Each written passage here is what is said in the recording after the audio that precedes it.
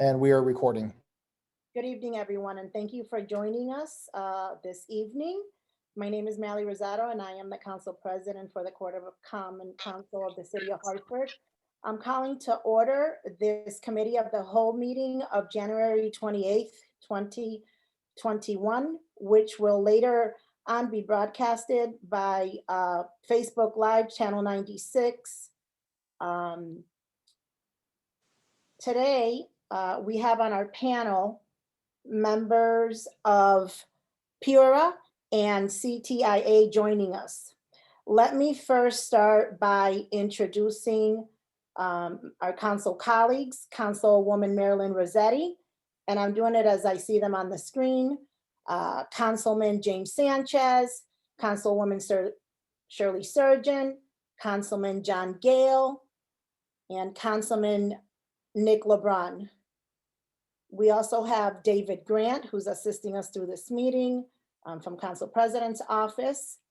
We have Jennifer Hockenhall, who will tonight be speaking to Council regarding her confirmation for Chief Financial Officer and Director of Management, Budget, and Grants. Also on the screen is Zachary Alexander from PURA and David Maloney and Eric Swanson from CTIA. And I know that we have members of the public who will be speaking regarding 5G later on. So first on the agenda, we will have the resolution from Mayor Bonin with confirming the appointment of Jennifer Hockenhall to the position of Chief Financial Officer, Director of Office Management and Budget, followed by our 5G discussion.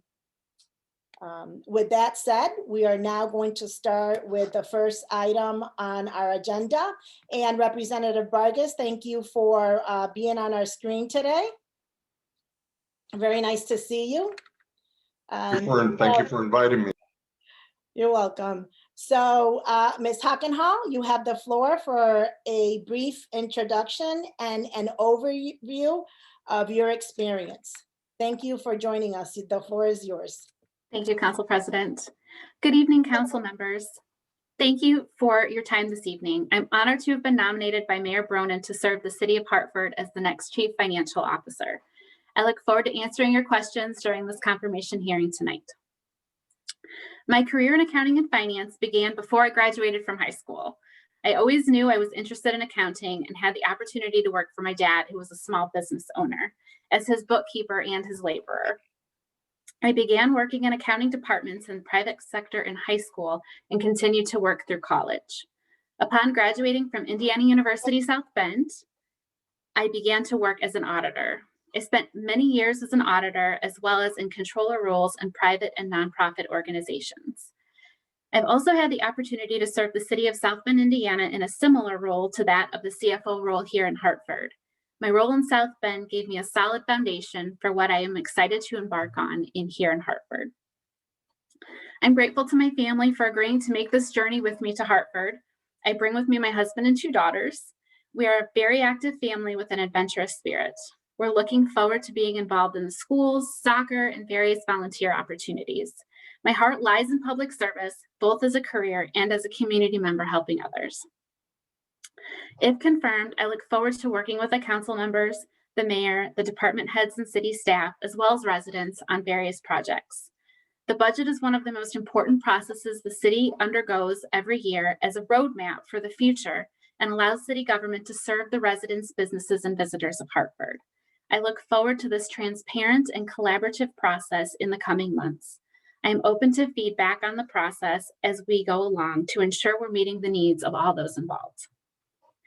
Though I've only been on board for 4 weeks, I already have a passion for Hartford. The people I have met have unmatched passion for the city. I look forward to working side by side as we continue to move the City of Hartford forward. I appreciate the time you have each provided me so far, and I look forward to working with all of you in the future as we work together to meet the needs of the City of Hartford residents, businesses, and visitors. Thank you. You're on mute, Council President. Sorry. And like I said, it's been a pleasure working with you these 4 weeks. It's like you've been here longer than that. So we want to thank you for always getting back to us on council so promptly. We really appreciate that. Do we have any questions from our council colleagues?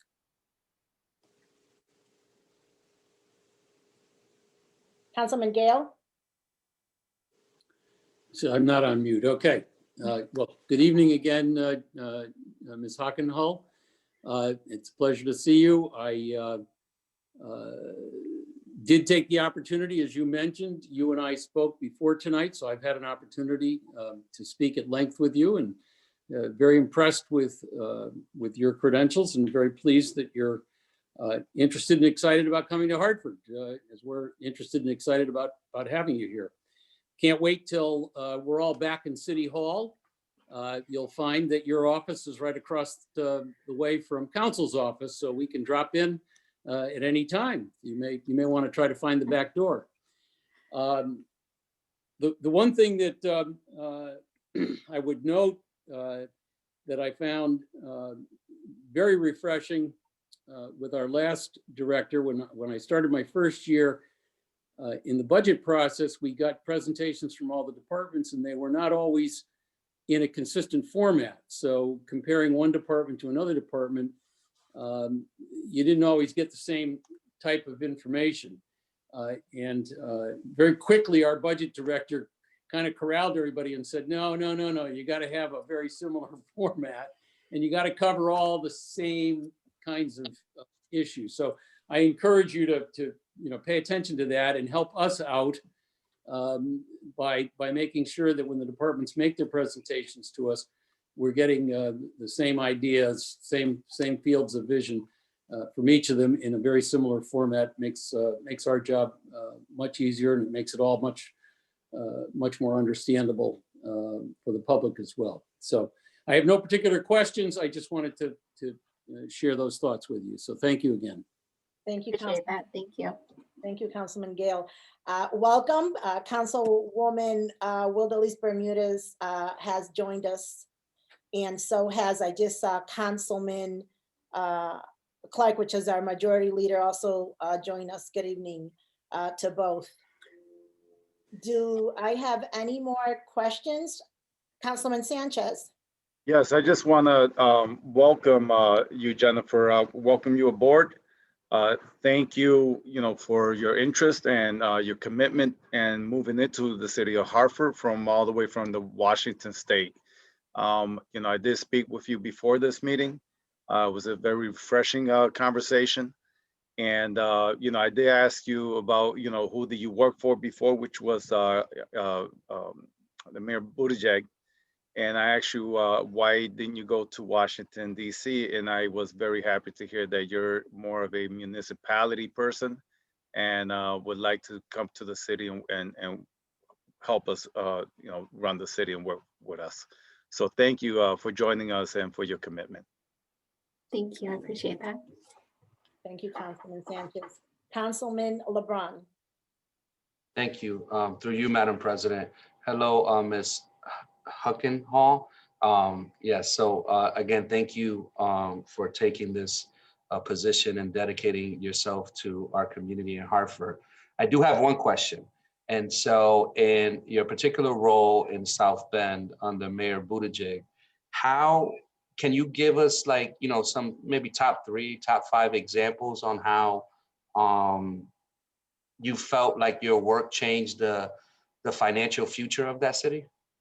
Yeah, I thank you for asking, Councilman, and it's nice to meet you. I look forward to talking with you when you have some time. So yeah, thank you for asking. I'm excited to share some things. So one of the things that I did do in the city of South Bend, I started out as the deputy controller, and then I was appointed by the mayor as controller. So my first 2 years, I really got to learn the process and kind of see what was working and maybe what wasn't quite working well. And I decided that, the one thing that always happened was we'd get to the time when we presented to the council, and the council was supposed to vote on the budget, and all these residents would come up and they'd start, we didn't have any input on the budget. You never listened to us. And I decided that was it. The next year would be different. So I I implemented a Budget 101 meeting, kind of a collaborative effort with the council and the administration. And we came together at a local community college where we gave a presentation. So it was just, a 30-minute, this is what a municipal budget is, right? We don't have magic pockets. We're not pulling money out of the air. We've got this finite amount of money. And this is how we go about figuring out how to use it. We've got to spend it on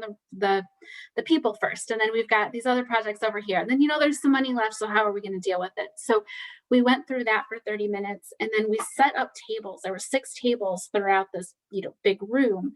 And each table had a different theme to it. So it was safe communities for everyone. Or, it was infrastructure and those type of things. So we also had our department heads there.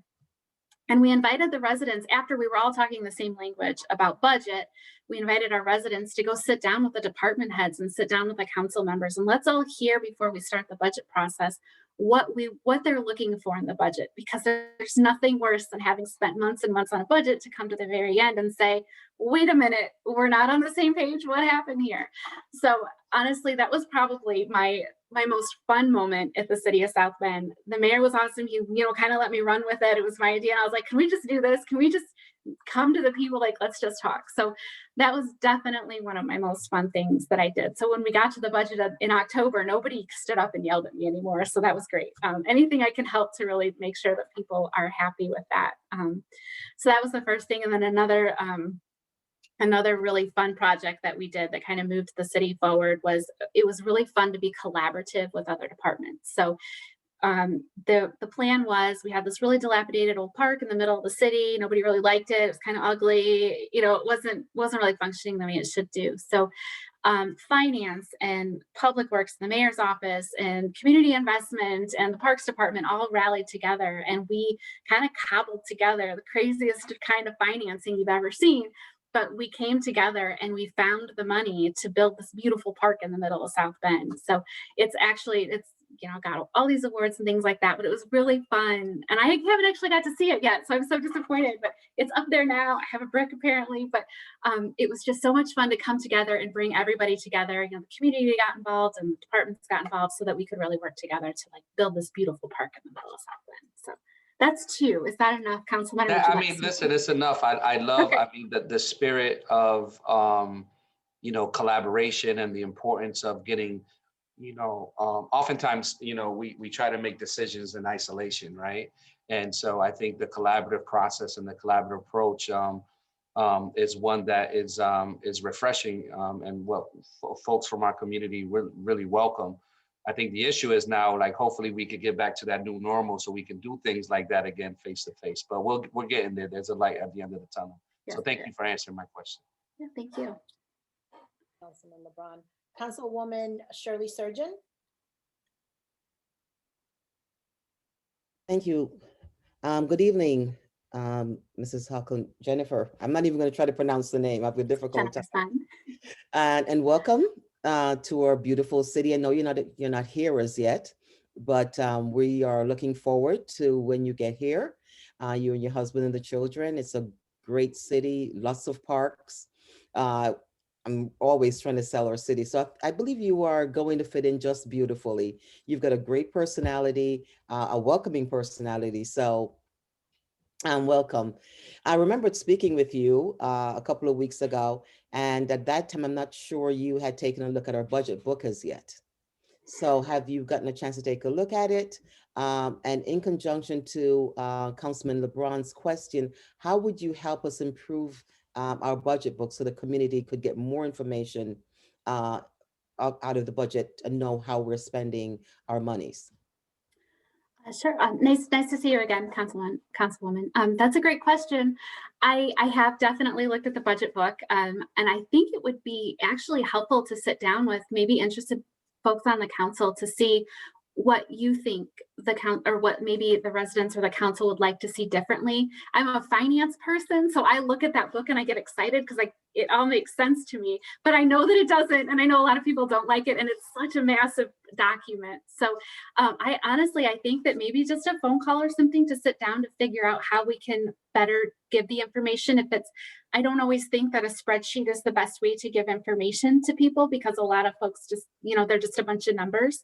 But maybe if we can find a way to throw in some graphs and not, some words and some graphs and some charts or something like that, but just to make sure that I'm summarizing the right information in the right space. I know at the City of South Bend, I put together a budget brief, which I think we have here in the city, although I haven't come across it yet, which was just a 2-page handout about the highlights in the budget that we gave to the council and put on our website, so that it was really easy for the council to say, look, we're going to do this in this department, and we're going to do this in public works, and we've got this over here in the works. And I think it kind of got people to at least better understand when, they got to the public works budget session, kind of what to look forward to in that budget session. So whether we want to do a summary by department or a summary for the whole city budget, I'm happy to, definitely happy to talk about things that make more sense for sure. I think it's a great idea. I think as we do our budget presentation, some information to be given to the community so they can see what we're talking about. I think that is really going to be an opportunity to have a great conversation. The community is seeing, how much money is spent, a percentage of our budget on this department, and what they do and how many employees are there. So I think that's a great idea. Thank you very much for that. And I'm looking forward to working with you. One of the things I realize is that as you travel throughout the United States, you learn all the little the things that can help you that we may not be doing here. So I welcome any advice or any suggestion that you may make and how we can better serve our community. So thank you and welcome. Thank you so much. Thank you, Councilwoman Surgeon. Councilman TJ Clark. Good evening, Jennifer. Thank you for accepting the mayor's appointment to come to the city of Hartford as the CFO. Looking forward to working with you. Wanted to know, many of my colleagues actually dove into some of the questions I had for you, but if you really have gotten a chance to take a deep dive into the budget book, is there anything that you think that you would change for it to be more reflective as to what you're used to, or any creative ways that you think that people will be able to understand the budget book more intimately? Yeah, nice to see you again. That's a great question. I think that probably the best way to present it to the public and to the residents and the businesses is just in a more summarized way. So, well, again, I love the budget book. I think it is a fantastic document, and I know the budget team works so hard to put that together for all of us. So I love it, and I, as a finance person, I really want to continue that. But absolutely, maybe it's a 2-page document, maybe it's a handout by if we've got 5 days of meetings coming up in May, maybe it's a summary for each day, or maybe it's got, as Councilman Surgeon was saying, maybe it's, we talk about our number of employees on one page, or we talk about how your tax dollars are spent. We definitely did that in South Bend. We had, a dollar bill, and this much of the dollar bill goes to personnel and this much goes to capital. So, definitely many creative ways that I've seen to do it, but to get a sense of what you think the community would like to see, I'm definitely happy to listen to it. Every community is different. My community in South Bend, vastly different from the community here that I'm living at in Washington. Everybody's looking for something a little bit different. So if I can better understand what you think that, the folks that are interested in the budget are after, I am definitely happy to figure out a way to make it work for you. Thank you. Absolutely. Thank you, Councilman Clark. Councilwoman Rossetti. Thank you. Hello, Jennifer. How are you? Good, thank you. So I am so glad you love the budget book. How exciting.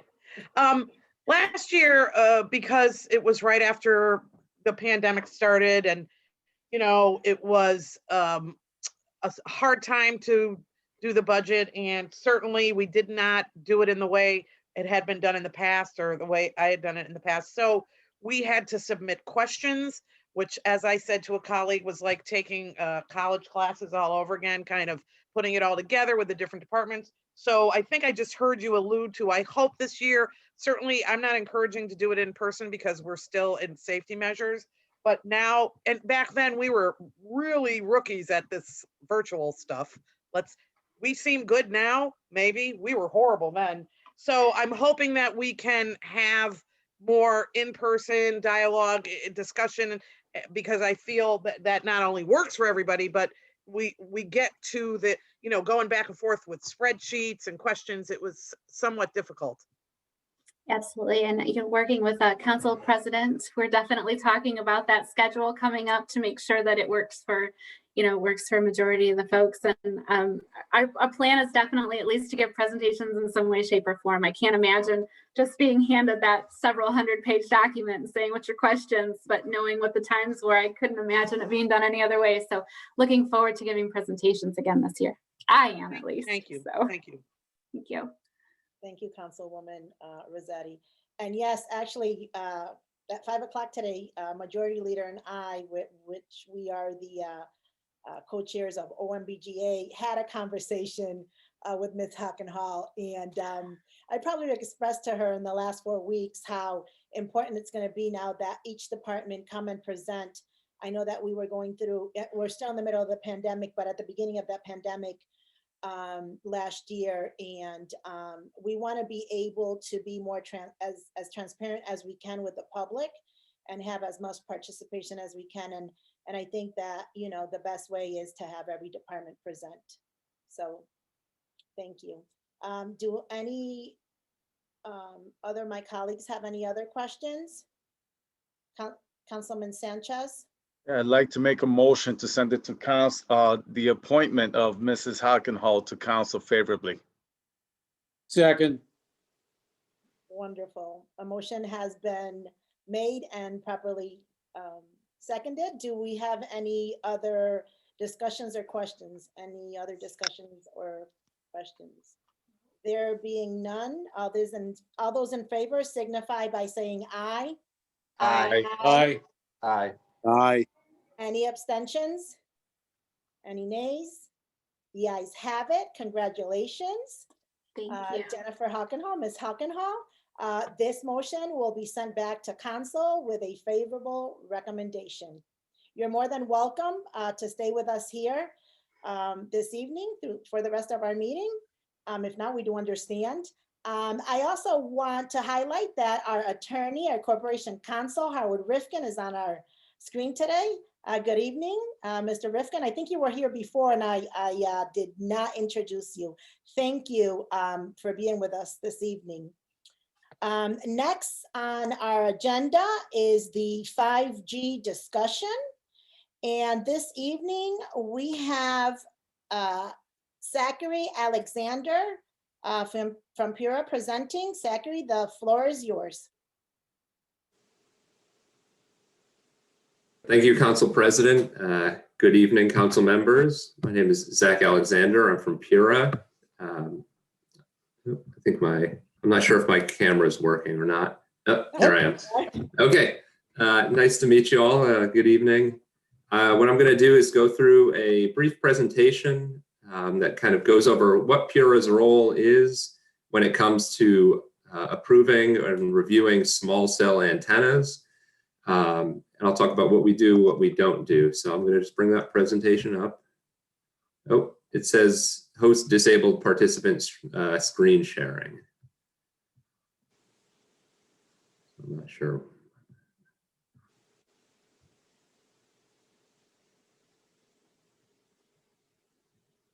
One moment, I'll get that fixed for you, Zach. Okay, thank you. While we wait, just as a matter of background, I work for Pura, which is shorthand for the Public Utilities Regulatory Authority. We're a branch of state government under the Connecticut Department of Energy and Environmental Protection. And what we do is oversee the regulated utilities in the state of Connecticut. So, for example, Eversource, Connecticut Natural Gas, Yankee Gas, Frontier are just some of the companies that we oversee. And we also oversee the distribution, the electric distribution system, which is what we'll be talking about today. Those are the antennas that we'll be talking about.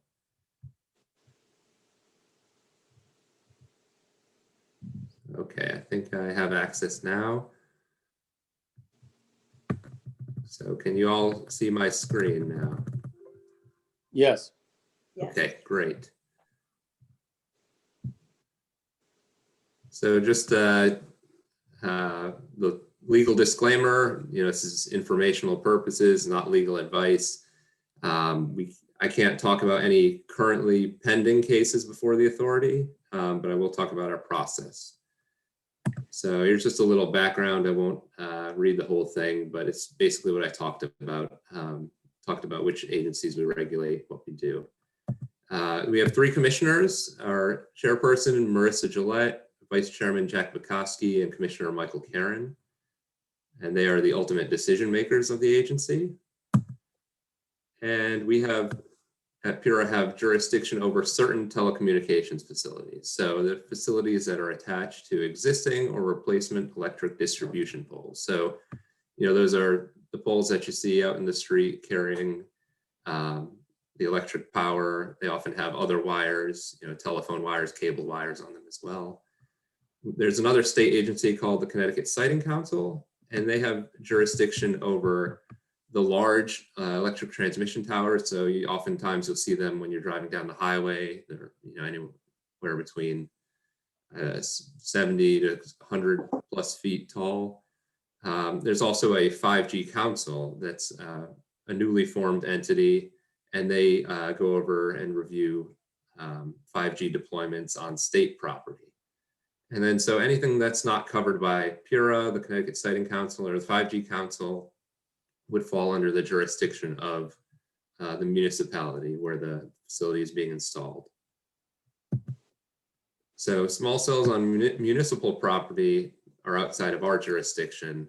There are federal laws and FCC rules that govern fees, timing, scope of review, and that's something we would suggest your council look at if they haven't already. And then the governor's 5G council is tasked with developing policy guidance for the municipalities. So they're also working on sort of some uniform guidance for all the municipalities, because it can be a lot of work to look into all those FCC rulings. There are a couple statutes and laws at play, federal laws and state laws. There's the Telecommunications Act of 1996, which pretty significantly affects what states can do when it comes to telecommunications services and small cell antennas in particular. And we can talk about that a little more later. But a lot of what we do is governed by federal law. And then we also have state laws, which govern telecommunications facilities in the public right of way. So when they're attached, for example, to an electric pole. And then another state statute, 16234, talks about requiring consent from adjoining proprietors or PURA approval before facilities are placed into the public right of way. And then in 2018, there was a large FCC ruling that had a whole bunch of information about the landscape for wireless installations, including shot clocks, which are sort of basically time frames that the reviewing body is required to meet. So at PURA, we had a docket that began in 2017, where we went through and tried to create a standardized process for applications for wireless antennas in the public right of way. So some of the highlights of that are the providers must notify property owners that are physically contiguous to the affected right of way. So if the pole is in front of your house, for example, you would get a notice, and the person across the street from the pole would also be notified. From that point, there's a 30-day period to file an objection. And then the providers also have to notify the host municipality, and that's usually done at the same time that they notify the property owners. And we try to meet the FCC's applicable shot clock. So we also have a set of state regulations that have technical requirements of what has to be included in an application. So there's sort of 3 different paths that an application can take. So the installer can provide notice to the adjoining property owners in the municipality. Notice has at a minimum, the items listed on the screen. And if no one objects within 30 days, they'll submit a review to PURA. We'll review the application and issue a ruling as appropriate.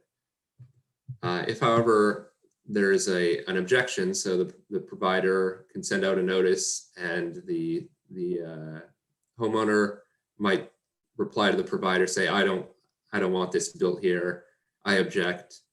The installer will transmit, when they submit their application to us, they will make us aware that there's been an objection.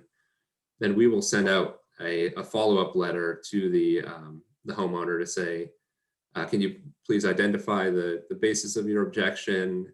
Let us know if you still want to object. Oftentimes the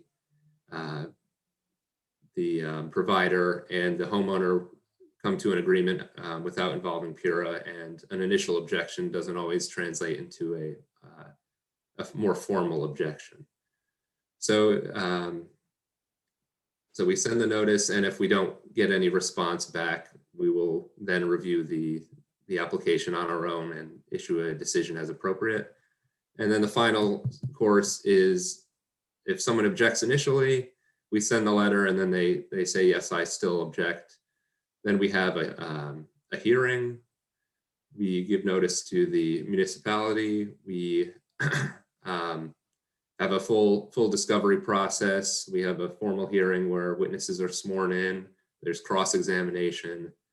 After the hearing is completed, we might ask for additional information, after which point we'll issue a draft decision, and then we allow what are called written exceptions or oral arguments. So the draft decision gives our tentative decision, allowing parties to see what the potential basis for our decision is, and allows them to object or ask for clarification on certain issues. Then we vote on the final decision at a regular meeting. So there are, as I alluded to before, there are limits on what we're able to review at PURA. But one of the things that is allowed to, that a municipality is allowed to implement are aesthetic standards. So on the page, you see sort of the outline for how the aesthetic requirements can be fashioned. Reasonable, no more burdensome than other types of infrastructure deployments, technically feasible, clearly defined and ascertainable. So an example given in that FCC ruling, they talk about historic districts, and in some locations I've seen where antennas are sort of painted to match the color of street lights, and I believe some places have street lights, antennas kind of built into street lights where it's not obvious from first glance that it is an antenna. So there are some municipalities in other states that I've seen that have these types of standards. And then the biggest question we usually get, and the number one reason for an objection that's often presented, is concern over radio frequency emissions. And this is where federal law really limits what we're able to analyze when it comes to radio frequency emissions. So the FCC has set standards of what is safe, a safe exposure level for humans.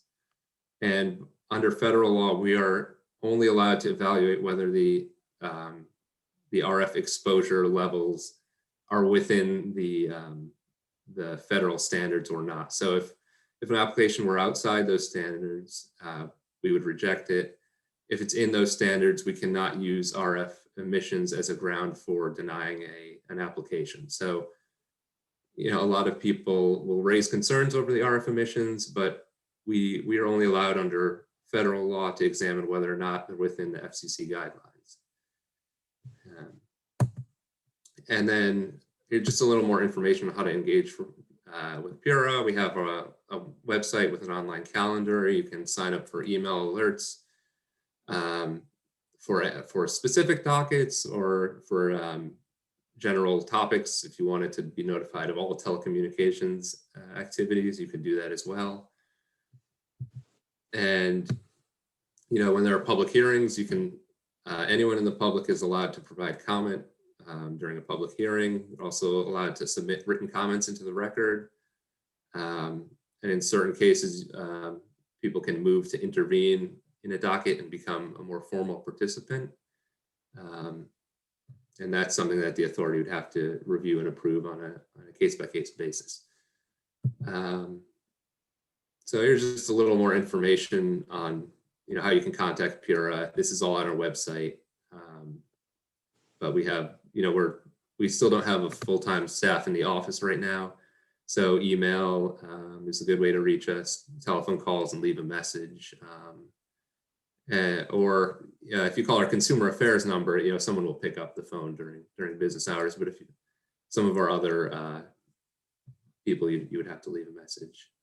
And that is the basic oversight. I know it's a lot of information. I'm happy to go back and talk more about any individual slides, talk about questions or concerns that you may have. So with that, I'll take questions. I see Councilman LeBron with his hand up. Yes, Zach, would you be able to close down the presentation so I can actually see the entire screen? Yes, sorry. No, it's okay. Thank you. Councilman LeBron? Yes, through you, Madam President. Mr. Alexander, thank you for your presentation. Very informative, and I think much needed for our community here in Hartford. I have a couple questions, if you will. I think they're brief ones. I think the first question I have in terms of the 5G, can you tell us if there's a distinction between the RF emissions between 4G and 5G? Has there been an increase in RF emissions between the 4G and 5G? So I can't say categorically. I can say that the FCC standards don't differentiate between 4G and 5G. It's the same calculation. So we're looking at the total RF emissions. Perhaps someone from the CTI could tell you. It may be more, it may be the same, maybe less, but okay. We're still looking under that same federal sort of formula. All right, I'll save that question for them.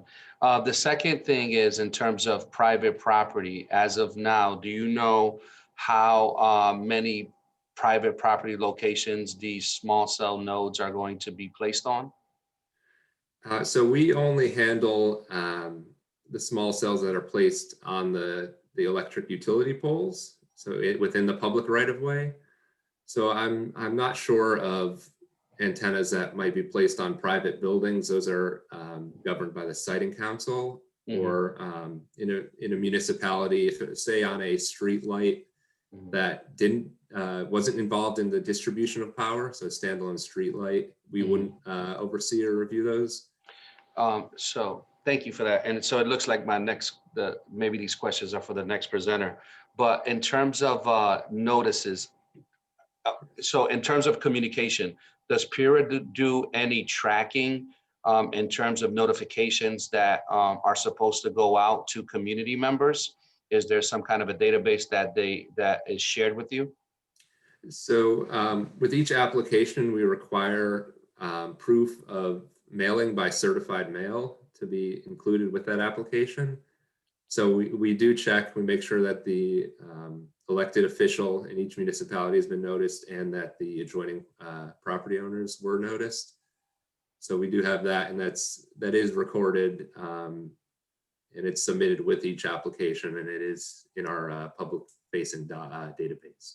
So do you, offhand, and I won't hold you to it, how many notices have been sent out in Hartford? I don't know. I mean, these have been applications have been coming in for at least the last 5 years. So I'm not sure how many individual notices have been sent out. I think there are over 100, a couple hundred small cell antennas that have been applied for and or built. So based on that, maybe like 1 or 2 a month, basically, right? If it's a couple hundred, I wasn't good at math, so yeah, like 2 a month or something like that, 5 a month? No, is my math off? Yeah, my math is off. Councilman Gales, let me know.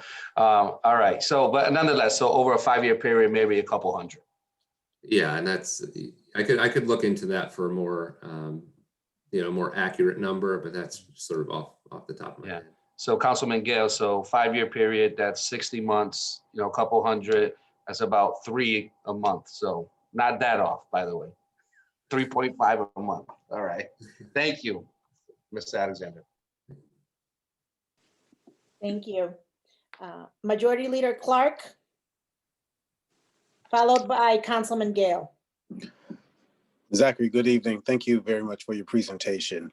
As far as communication out to the residents of the communities where these cell towers are going to be installed,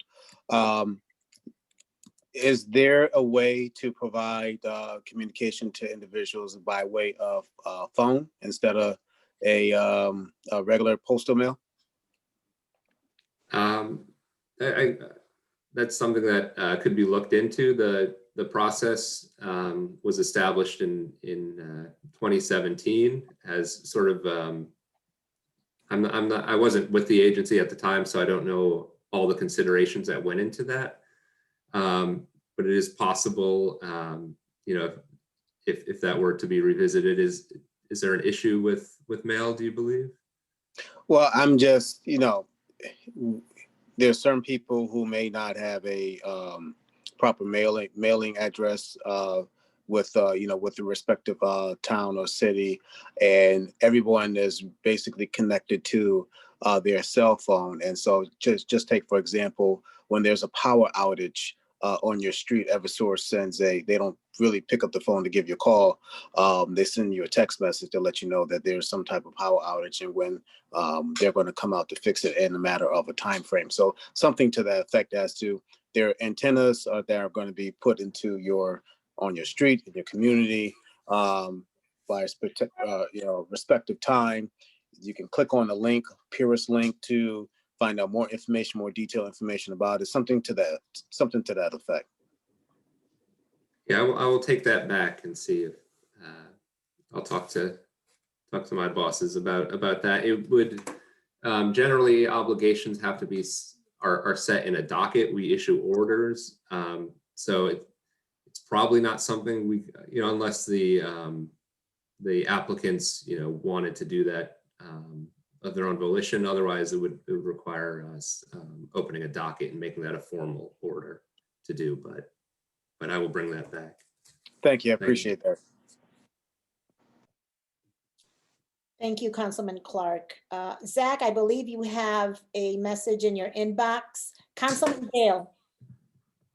Thank you, Madam President. Good evening, Mr. Alexander. I have a couple of statistical questions for you, and if you don't have the answers, maybe you could get them to us after the meeting. I'm wondering how many applications Pura has received since the advent of 5G. Do you have an idea of how many have been received statewide? I don't know off the top of my head. I can look that up and get back to you on that. But I believe you said they've received, we think, in the order of hundreds from Hartford, correct? that estimate was based on sort of all the small cell antennas. So there, back several years ago, there were 4G antennas that were being put up. I'd have to look into it, but order of magnitude, I'm not sure.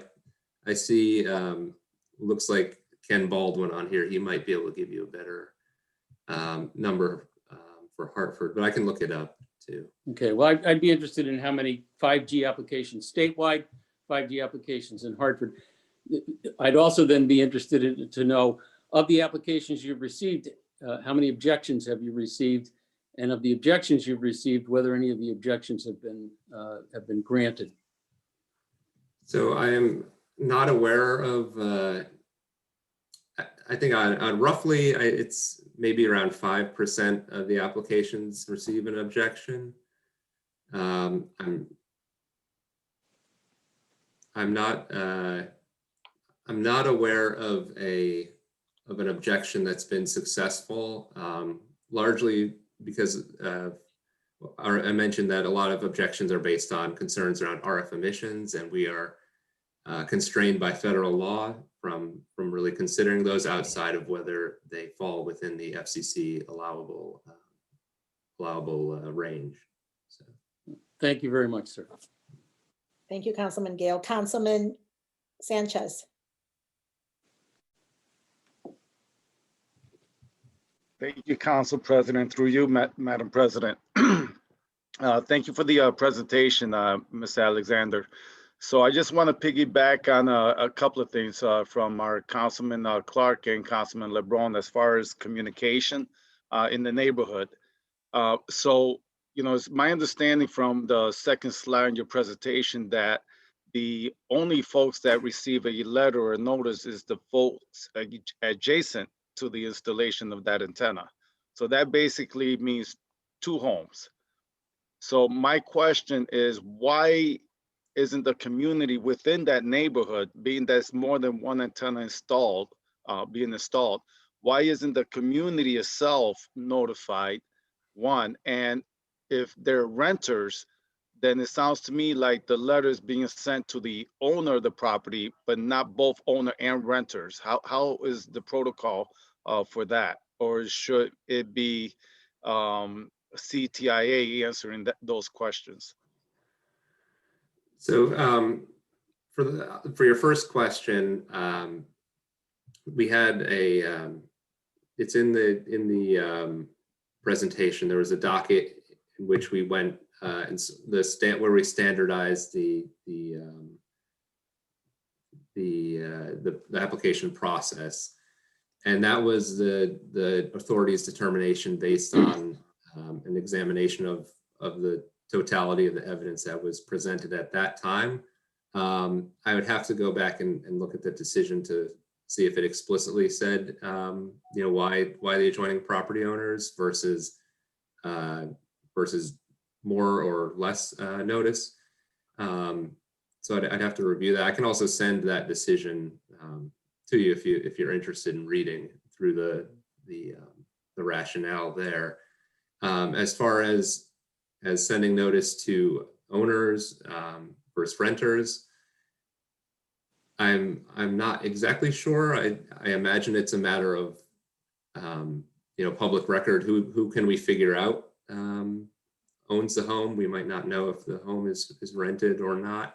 But some, you know, I guess that's just my speculation on that question. That it's sort of looking at the public records and sending to those individuals listed.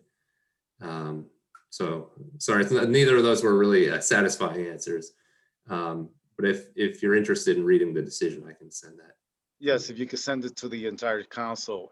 But I guess my question then would be, it is not Pura's responsibility to notify the adjacent properties and or the neighborhood, but it's up to Pura to enforce that the other agency, Verizon, AT&T, and so forth, do notify the neighborhoods. Am I correct on that?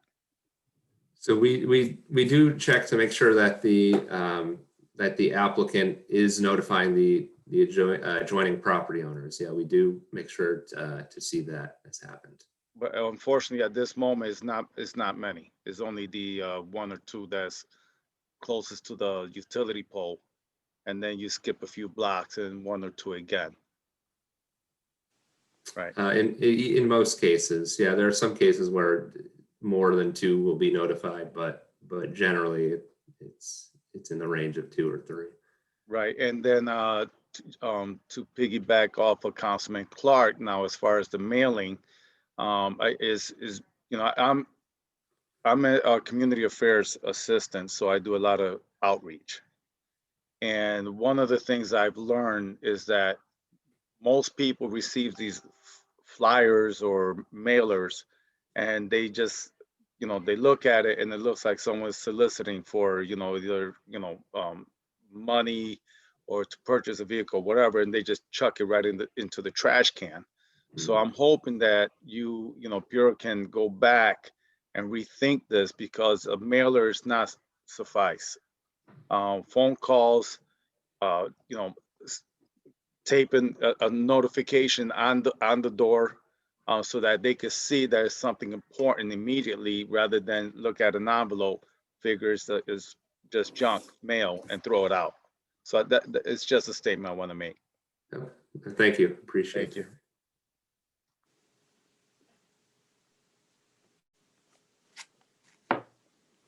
Are there any other questions for Mr. Alexander? Any other questions? Councilwoman Surgeon.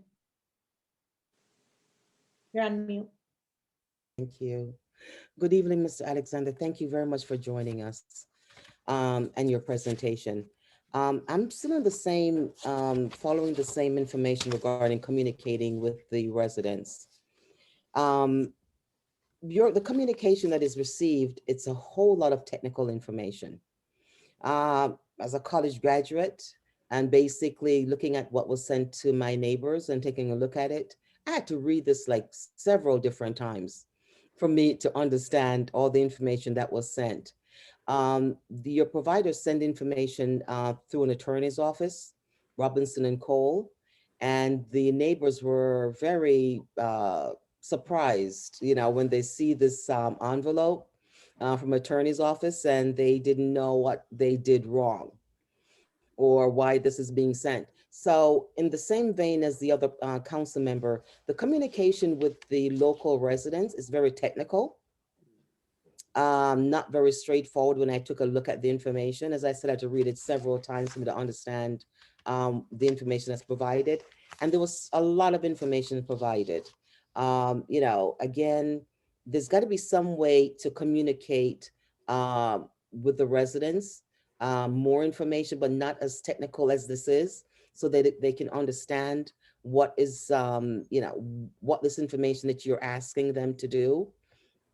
In the package, there was also information how to, if you want to object to this also. And it was like, I think about 5 or 6 pages of going through all the technicalities and how you, if you don't want the antenna on your street or in front of your house.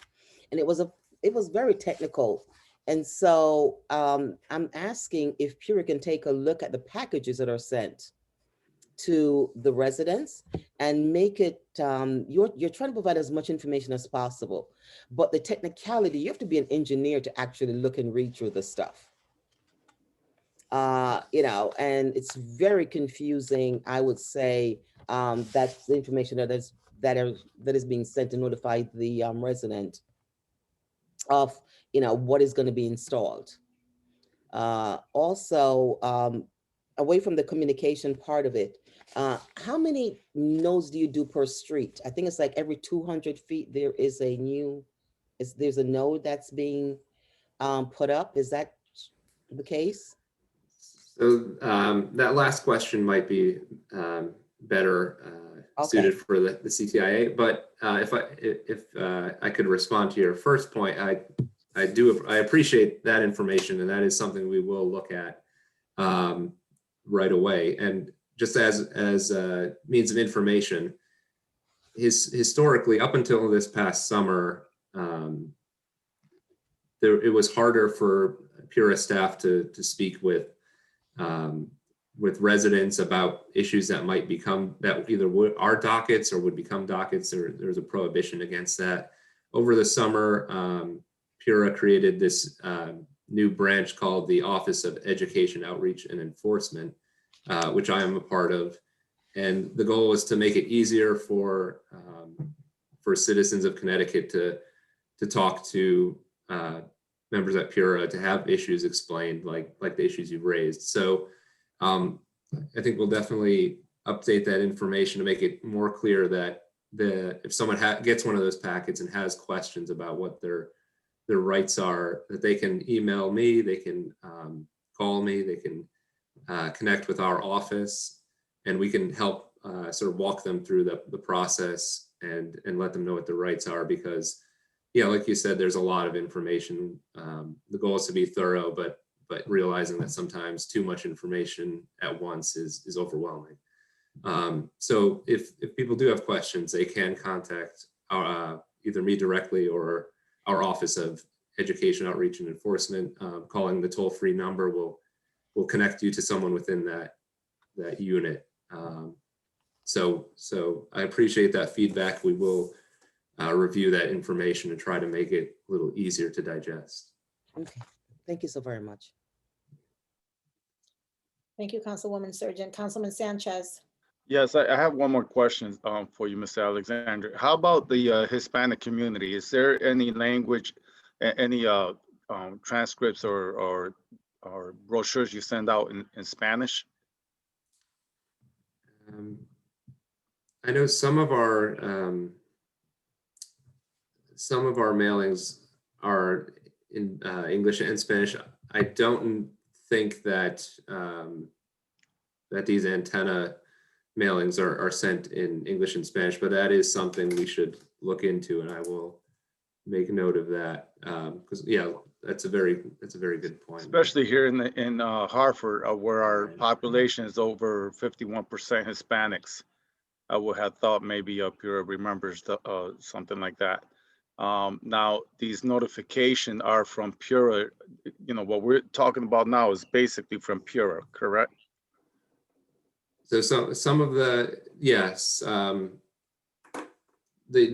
initial notification comes from the attacher. They're the one who sends the blueprints and the RF calculations and the basic information before anything is filed with Pura, it's sent to the adjoining property owners, at least at a minimum 30 days before an application is filed with Pura. So the attachers are the applicants are the ones sending the initial packet. We do send a follow-up letter if there is an objection, and then some of what is sent in those packets are guides that have been put together by Pura. Okay, just so I understand correctly. So so in this case, it's Verizon. They send a notice. Then approximately 30 days prior, if there's any objections, then they work with that. And then once they kind of iron out everything with everyone, then they apply for the application with Pura? Yeah, either if they're able to iron it out, or if there's still an objection after a minimum of 30 days, they would file an application with Pura. And if there is an objection, they would note that in the application. Okay, thank you. Councilwoman Bermudez. Thank you. Through you, Council President. My question is the following. It's my understanding that the 5G network, as it's being placed here in Hartford, is being placed in a rate that certainly exceeds more than anywhere else in the Northeast of the country. And so I'm just wondering, what is it that makes Hartford a fertile soil at this point to place the quantity of 5G that we have that's going to be in the works? It was already down here. No, you must have brought it down. I never brought it down. It was So already I can't answer that question. You know, we just review the applications to make sure they comply with state and federal law. Someone from CTIA may be able to answer that. Yeah, we don't, we're not involved in the planning of networks, or we just evaluate to make sure they comply with state and federal law.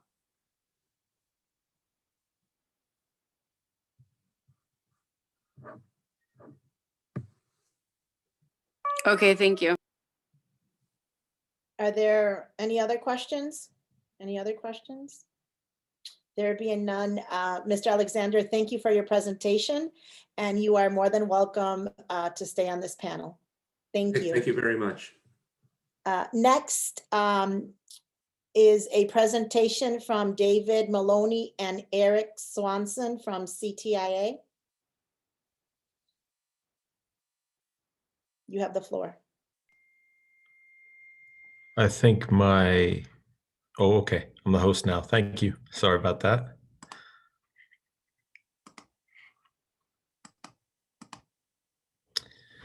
Good evening, Council President Rosado, members of the City Council, city officials, and others tuning in. Thank you for the opportunity to speak before you. My name is David Maloney. I'm the Director of Local Affairs at CTIA. CTIA is the trade association for the wireless communications industry. For some background, I've spent nearly 20 years working on local Council government President, I'm not policy. sure we can hear him. I can hear him. I can hear him. I can hear I him. can hear him. All right, thank you. I've spent nearly 20 years working on local government policy. I formerly served as an economic development officer with the city of White Plains in New York, and more than 5 years working on technology policy with the National League of Cities in Washington, D.C. I should also note that I'm a Connecticut native, born and raised in the city of Waterbury, and I ask that you do not hold that against me for the purposes of this hearing. So the backdrop for this presentation tonight is that we are nearly a year into compounding public health and economic crises, the worst we've faced in a century. This health pandemic has highlighted the need for connectivity and has dramatically increased demand for wireless services. Tonight, I'll provide an overview of what 5G is, what the economic benefits are, and what it takes to get there. So first, I'll explain a little bit about who CTIA is. CTIA represents the wireless ecosystem from carriers like AT&T, Verizon, and T-Mobile to device manufacturers like Apple and others who create technology that's integral to wireless communications. So this pandemic has affected every American, every industry, every sector of the economy, and Connecticut has been particularly hard hit. What comes next promises to be an incredibly challenging stretch for local leaders, with new and emerging ways of educating, communicating, and providing critical services to our communities. It will also be a time of tighter local government budgets, fewer investments in infrastructure, and a time where private sector investment will be critical. It will be a critical element of local economic activity. So as we think about the story of 5G deployment, it's really one of sustained long-term investment in communities across America. According to Accenture, over the next 7 years, 5G will generate 3 million new jobs, 275 billion in new wireless investment, which is private sector investment, and it's directly benefiting local economic activity. So these are national numbers, obviously, and reflect the industry as a whole. But let's take a look at what the wireless industry means to Connecticut's economy. So the people of Connecticut continue to demand at increasing levels access to wireless products and services. A few interesting facts about Connecticut and wireless. There are more wireless devices than there are people in Connecticut. More than 41% of Connecticut residents live in wireless-only households. And the wireless industry supports over 31,000 jobs in Connecticut. 66% of those are higher paying jobs and contributes over $3.3 billion to Connecticut's GDP. So wireless devices play a huge role in our everyday lives, beyond Connecticut, nationwide. How we communicate via calls, texts, videos, how we shop and order services, from binge watching television shows to ordering dinner from DoorDash or Grubhub, wireless devices and services connect us all. So the hundreds of millions of Americans engaging in these activities simultaneously requires an enormous amount of data. As this slide shows, data usage has skyrocketed over the past decade. Now, this slide comes from CTIA's annual wireless survey, which was released last summer. So in 2019, 96 times more mobile data was used than in 2010. An astonishing 37.1 trillion megabytes. For you basketball fans out there, that's the equivalent of the entire population of Chicago watching The Last Dance 1,660 times each. It's important to note that this is 2019 information. You can only imagine what the 2020 data will show due to the pandemic and the response. So we know that growth is already occurring on our networks today. So how do we accommodate this intense demand, and how do we ready our networks for the future? The answer to that is 5G or fifth generation. Just as 4G powered the app economy and ushered in entirely new ways of using wireless devices, 5G networks represent a huge leap forward. 5G will be faster, 100 times faster than 4G, and will enable technological advances in areas like augmented reality and virtual reality. 5G will be more responsive, 5 times more responsive, powering advances in healthcare, transportation, and greatly enabling public safety and first response. Now, the build out of the 5G network will require hundreds of billions in investment over many years. So enter small cells, which will play a huge role in advancing 5G technology nationwide. So as I mentioned earlier, this recurring investment that's going to be happening at a national level means that aside from the widespread technological benefits, deployment of 5G will also create millions of jobs nationwide, while helping densify the network, creating capacity to accommodate increased demand, and also enabling innovation. And according to Accenture's numbers, for Hartford, this will mean more than 1,100 jobs, 100 million in estimated network investment, and 186 million in estimated GDP growth. So as we think of small cells and 5G, let us look at what that means for the future Internet of Things, smart cities, and a completely connected environment. So as you think about 5G and the Internet of Things, 5G will form the backbone of the Internet of Things, where sensors connect objects in the built environment. The process will require sharing massive data amounts across the network and will revolutionize how people interact with the world around them. From smart infrastructure to autonomous vehicles, and citizen engagement, this will all be connected via 5G. And let's look at a few examples. As you see, connectivity is going to revolutionize how healthcare is delivered. You know, if you think just about healthcare for a second, the pandemic is reshaping how healthcare is delivered in this country. The volume of online and telehealth appointments delivered virtually has skyrocketed over the past 10 or 11 months. Post-pandemic, we can expect much of this virtual activity will become a routine part of the patient interaction with the healthcare system. According to Deloitte, remote patient monitoring through connected healthcare devices could generate $305 billion in healthcare savings, cost savings every year. Regardless of politics or policy preferences, one thing I think we can all agree on is that saving money on healthcare is a good thing for consumers. Additionally, first responders will benefit from 5G. Improvements made by wireless connectivity can save lives. A 60-second improvement in emergency response time translates to an 8% reduction in mortality. So 5G, as it's moving across America, currently there are more than 200 million Americans living in areas covered by the technology delivering 5G. So that brings us to an interesting conversation about what's the infrastructure of 5G. So in order to provide 5G, we need proper infrastructure in place. So small cells are often synonymous with 5G, and this is true, but 5G will also be provided via other wireless infrastructure as well.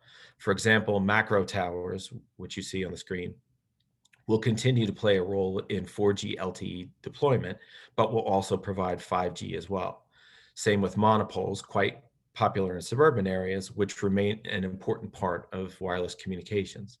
Rooftop cell sites, which many of you are familiar with, that are often located in the mechanicals of buildings, and small cells, which are going to be located in the public right-of-way, attached on utility poles or within lighting fixtures. To be clear, the types of infrastructure that I've mentioned are not going away. Small cells, which are about the size of a backpack placed on traffic signals or streetlights and able to handle more data and the 5G services of tomorrow, will serve as a complement to existing infrastructure by relieving congestion on those towers. So small cells are going to help relieve congestion within high-use, densely populated areas, and I know there was a question about that earlier. Small cells are going to be deployed within communities utilizing new or existing infrastructure, such as poles and streetlights. In case you're unfamiliar with small cells, here are some images of what they look like deployed on public infrastructure. And these are similar to the design aesthetic approved in Hartford. A key point that I would make is there are different designs for different locations. And the desire is to blend into the environment that carriers are deploying in, our members are deploying in, and our members work really closely with municipalities to ensure that their concerns are addressed. And I'll skip to the next slide. In summary, thank you for taking the time to have us tonight. I appreciate the opportunity to speak before you. Look forward to continuing the conversation, and I welcome any questions at the appropriate time.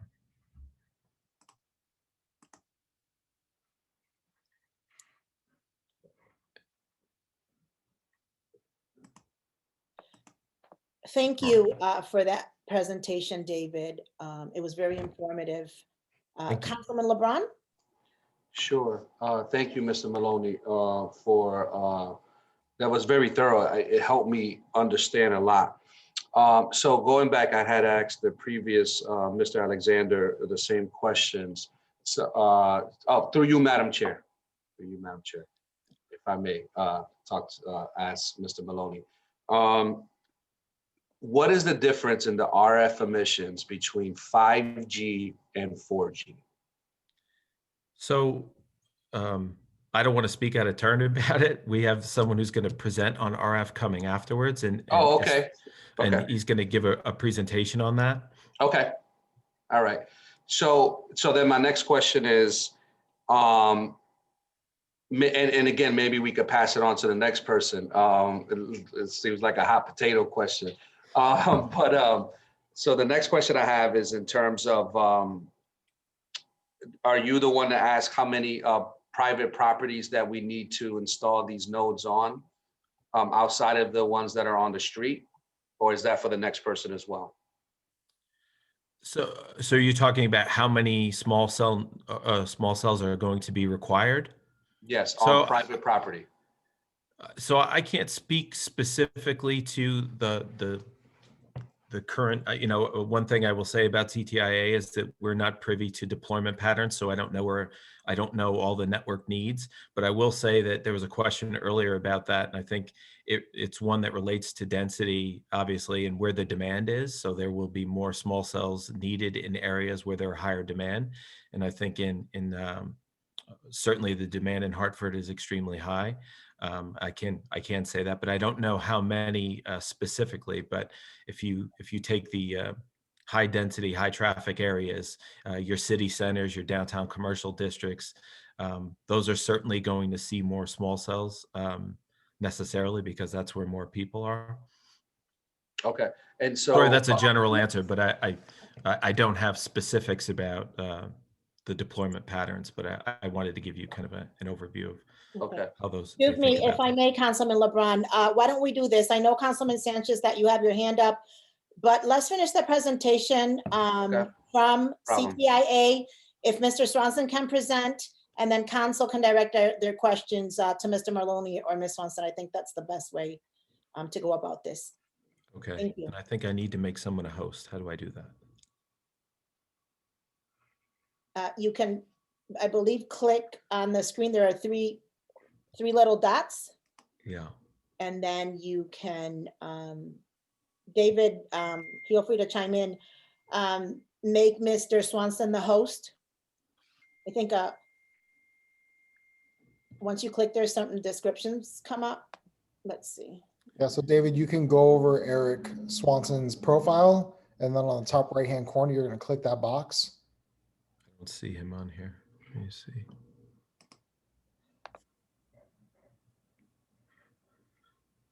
Okay, got it. Got him. Thank you. Sorry about that.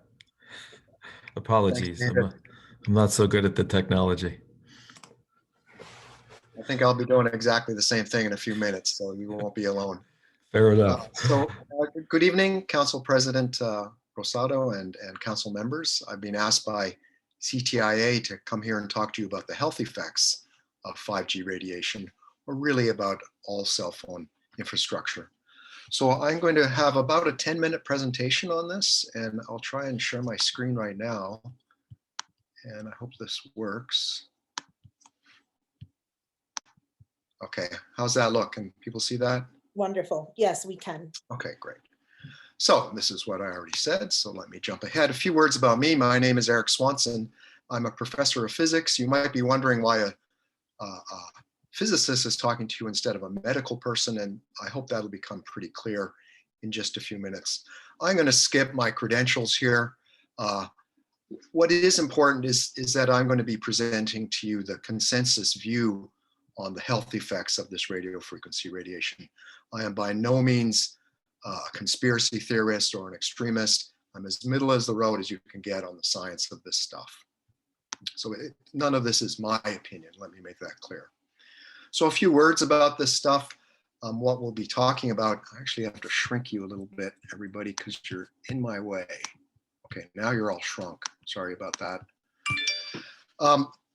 Cell phone radiation is electromagnetic. It forms part of what's called the electromagnetic spectrum, which is just all the electromagnetic waves that exist in nature.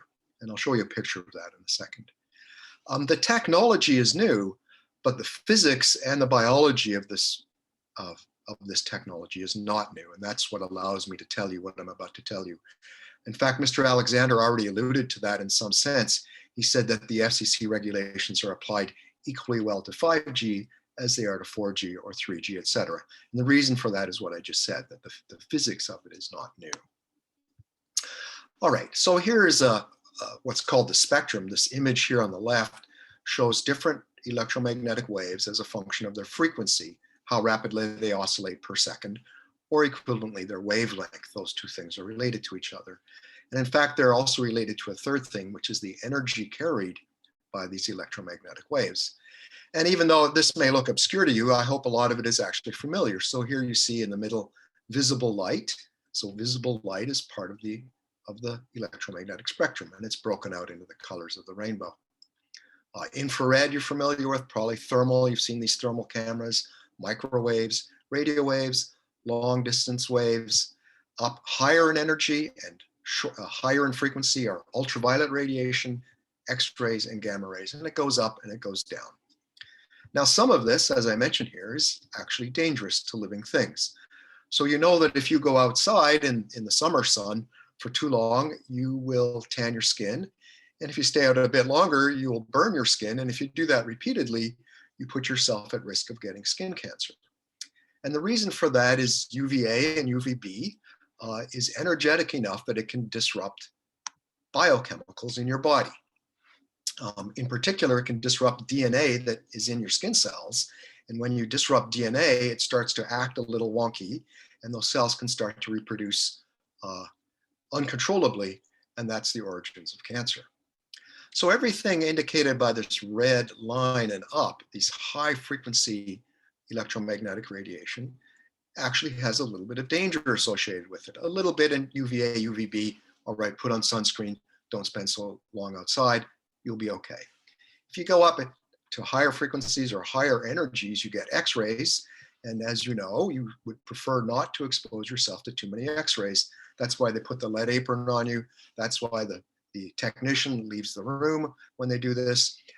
Just in case you're starting to worry, a dental X-ray is very low in intensity, and you could get hundreds of dental X-rays in a year and still be okay compared to, say, background radiation.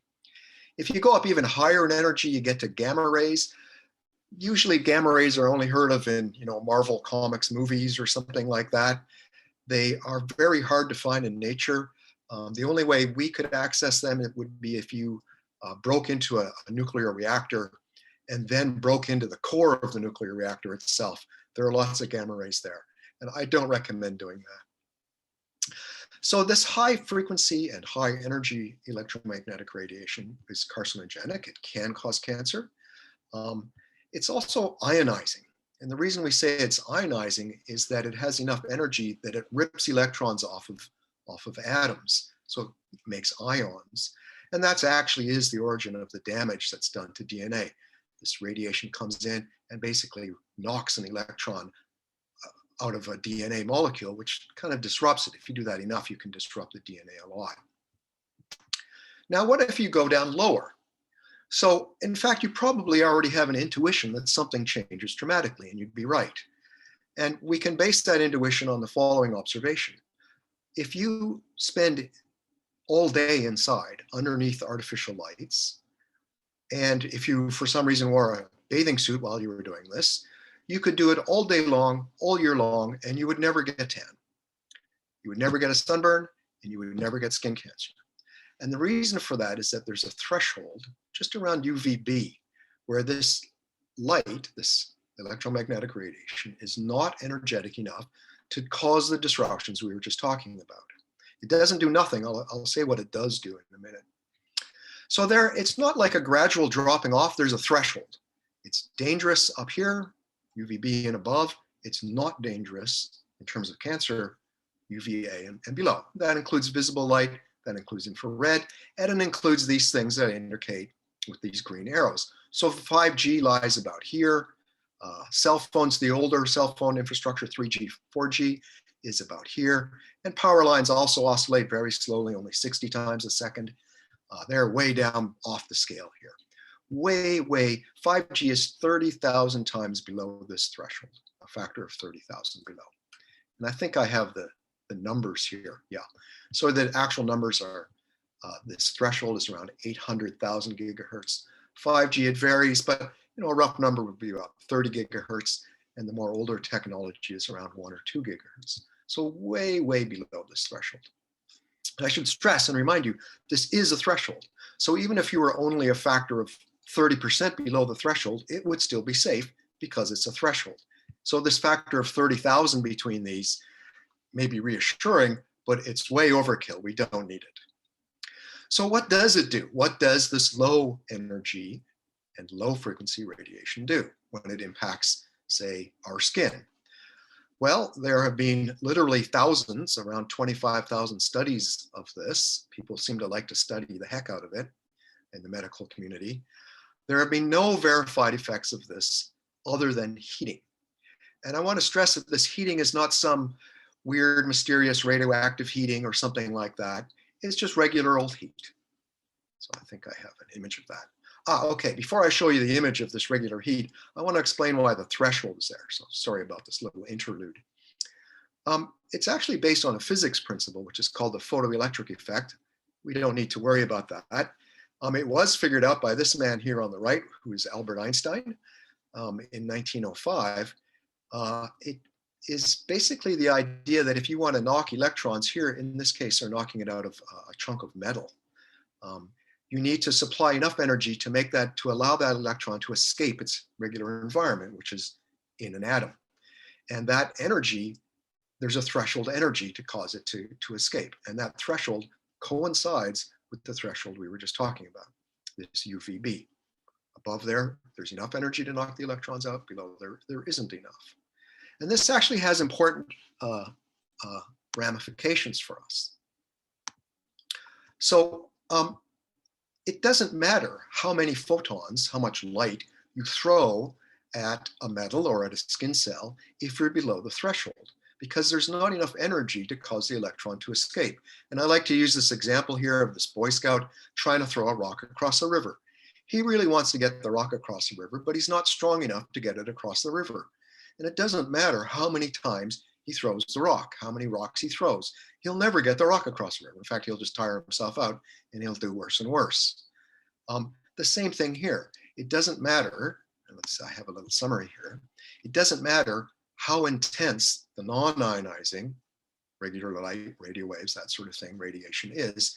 It isn't intense enough to cause this effect of causing cancer. Not only that, there's no cumulative effect. So sometimes people worry about that. People in the public worry about this. Well, if I put this small cell outside my house, I'm constantly being, bathed in it, or whatever word you want to use. But it doesn't add up. It just comes in and it does effectively nothing. So what does it do? Now I'll get back to what I was saying. What it does do, the thing that is measured in experiments, is that it causes heating. And like I mentioned, it's not some magical kind of heating. It's the same kind of heating as when you microwave a cup of water, or when you boil some water and put it in a hot water bottle. It's the same kind of heat. So what happens is that radiation comes in and it stirs things up a bit. And as you probably know, moving electrons and atoms is equivalent to heat. That's actually what heat is. It's the motion of atoms and electrons. So you put that energy in. If I hold my cell phone next to my skin will get slightly warmer. So slight, actually, that you can't tell, you can't feel the difference. It's a very small amount of heating because it's a very small amount of energy. Now, the FCC is well aware of this, and they regulate the thermal effects of this radiation. That's what Mr. Alexander was referring to earlier. This is the thing that they strictly regulate. These limits are very strict. I've looked through this stuff. I've looked through these documents. He mentioned Bulletin 65. I've read that. They are very strict. They're very conservative when they set these things. So as a rough guide, what they do is they examine, they don't do their own experiments. They rely on other international bodies who examine thousands upon thousands of studies. Typically, they'll look at an animal experiment, an experiment with lab rats or lab mice or something like that, who the scientists expose these animals to very high levels of say, microwave radiation. And they record what they do. And if the scientists detect a change in behavior, like maybe a rat sleeps more or eats less or something like this, they take note of that. And the very minimum level of where they can detect any difference whatsoever in an animal behavior, the FCC takes that, divides it by 50, and sets that limit for the general population. Now, it's important to get an idea of what this limit is. What does it mean in practical terms? If I go back to that hot water bottle, just yesterday I put one on my knee because my knee was sore. That hot water bottle does not obey FCC limits. It's about 50 times over the FCC limits. And I stress I was doing this on purpose. I wasn't doing it to give myself cancer. I was doing it because I like the heat on my knee. So again, it's just heat. If there were no FCC regulations at all and people ran amok building gigantic towers, which would probably be very difficult to do, if you stepped out in one and you felt a little warm, you'd probably go, oh, I feel a little warm, and you'd step away. And by the way, that shouldn't sound foreign to you because the sun is also not within FCC regulations. It would be banned according to the FCC. And the reason they don't regulate it at all is that you can go outside and you can see, oh, it's the sun that's making me hot. Let me step in the shade. So let me again do a different kind of comparison here, one that's more relevant to what we're talking about. This cartoon shows, let's say a typical installation. Mr. Maloney showed you a few types of installations. So this would be one on a street lamp, say. And here I've got the lamp up here, and here's that 5G backpack attached to the pole. So if you are at the bottom, at the base, standing at the base of this pole, you would receive about 0.4% of what is allowed by the FCC in terms of this thermal radiation, this thermal heating that is caused by the 5G radio frequency radiation. Remember that their limit already was extremely strict, so strict that I wouldn't be allowed to use my hot water bottle. And if you move 40 feet away from this device, you'd be getting about 0.1% of the limit. And to just make yet another comparison, if I were to turn on that street light that's also on the same pole, street lights are not, natural light is not regulated by the FCC, you would be getting about 10 times higher the amount of radiation than the 5G device itself emits. So you have much more to worry about in terms of the light bulb than you do in terms of the 5G telecoms infrastructure. And of course, I hope it's obvious you don't have to worry about either of them. They're not going to do anything to you. Okay, so that's it. Let me summarize here. So this radiation that we're talking about is non-ionizing. That means it's well below this threshold that Einstein figured out more than 100 years ago. The laws of physics tell us that its only effect that it can have on cells, on us, is a thermal one. It causes a very tiny amount of heating. All these studies, there are something like 25,000 studies. The preponderance of the evidence is that there's no cancer caused by any of this, 4G, 5G, it doesn't matter. In fact, you can look at the rate of cancer in the country and it stayed the same while the cell phone use has gone up in the way Mr. Maloney was showing us, these incredible leaps and bounds. It does have heating effects, and that is heavily regulated by the FCC. And finally, there's really nothing fundamentally new with this 5G technology. It's just operating at a slightly higher frequency, which means that they need to put these cells closer together, but at lower power. And that's it. Thank you for your attention. I'll stop the share and I'll try to figure out how to return the control here. Let's see, 3 dots, make host. Oh man, that worked. Thank you, Mr. Swanson, for the presentation and for giving back David, the host authority. My pleasure. So we will now go back to the questions from our colleagues.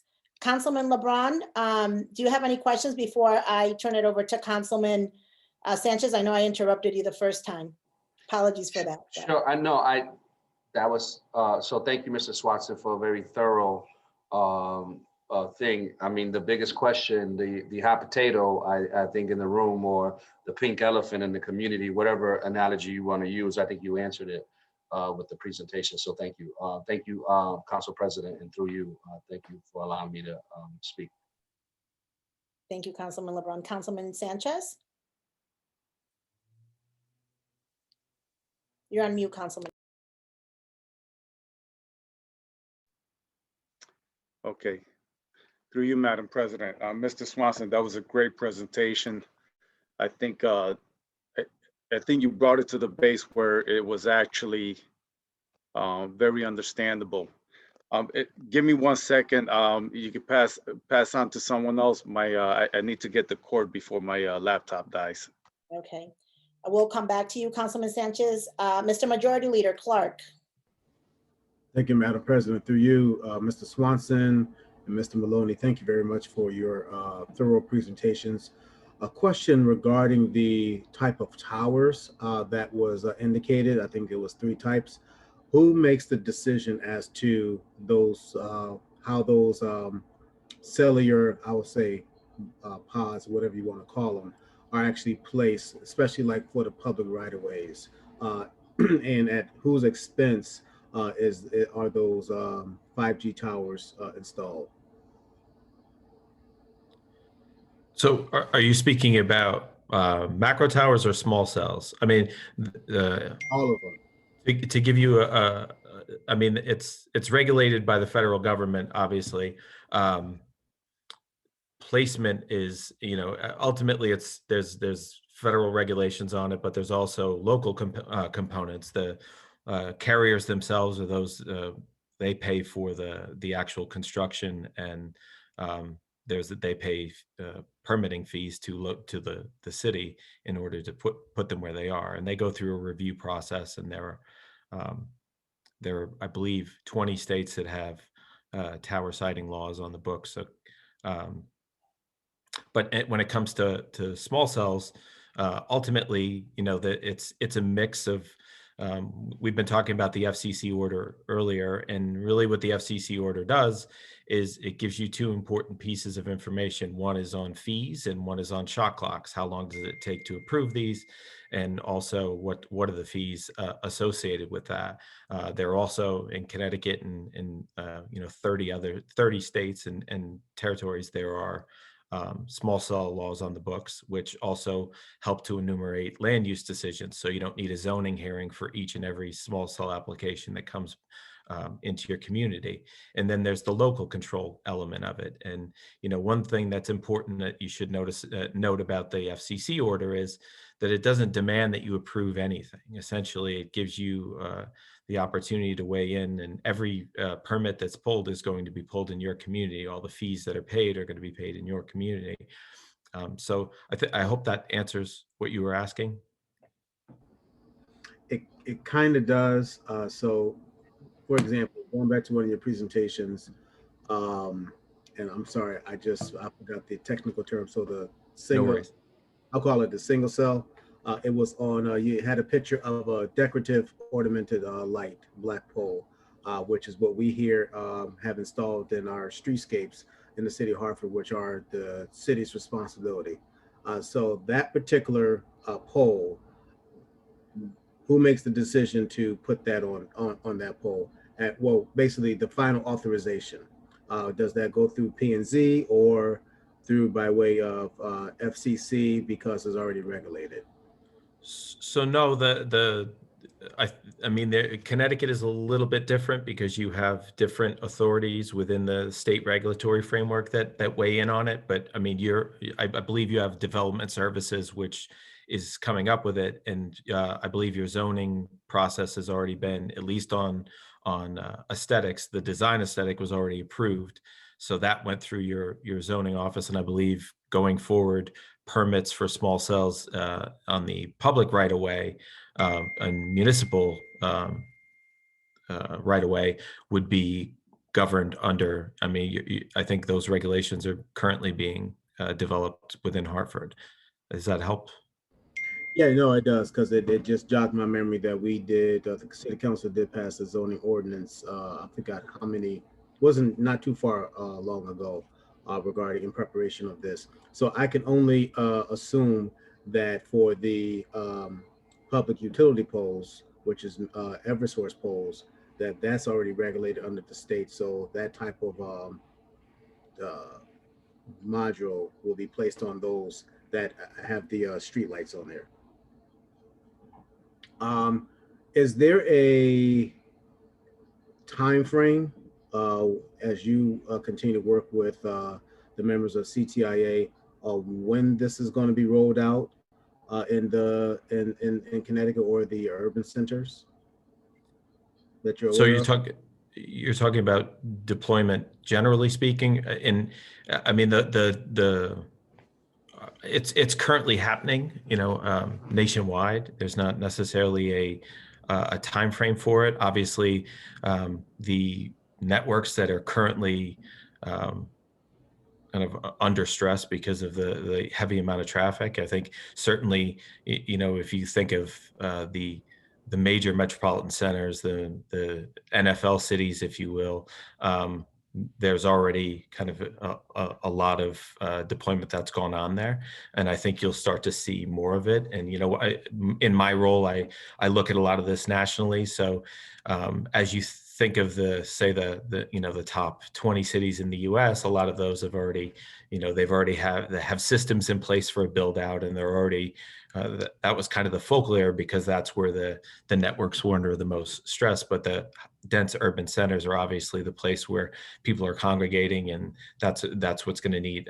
You'll need to densify the network in those locations primarily.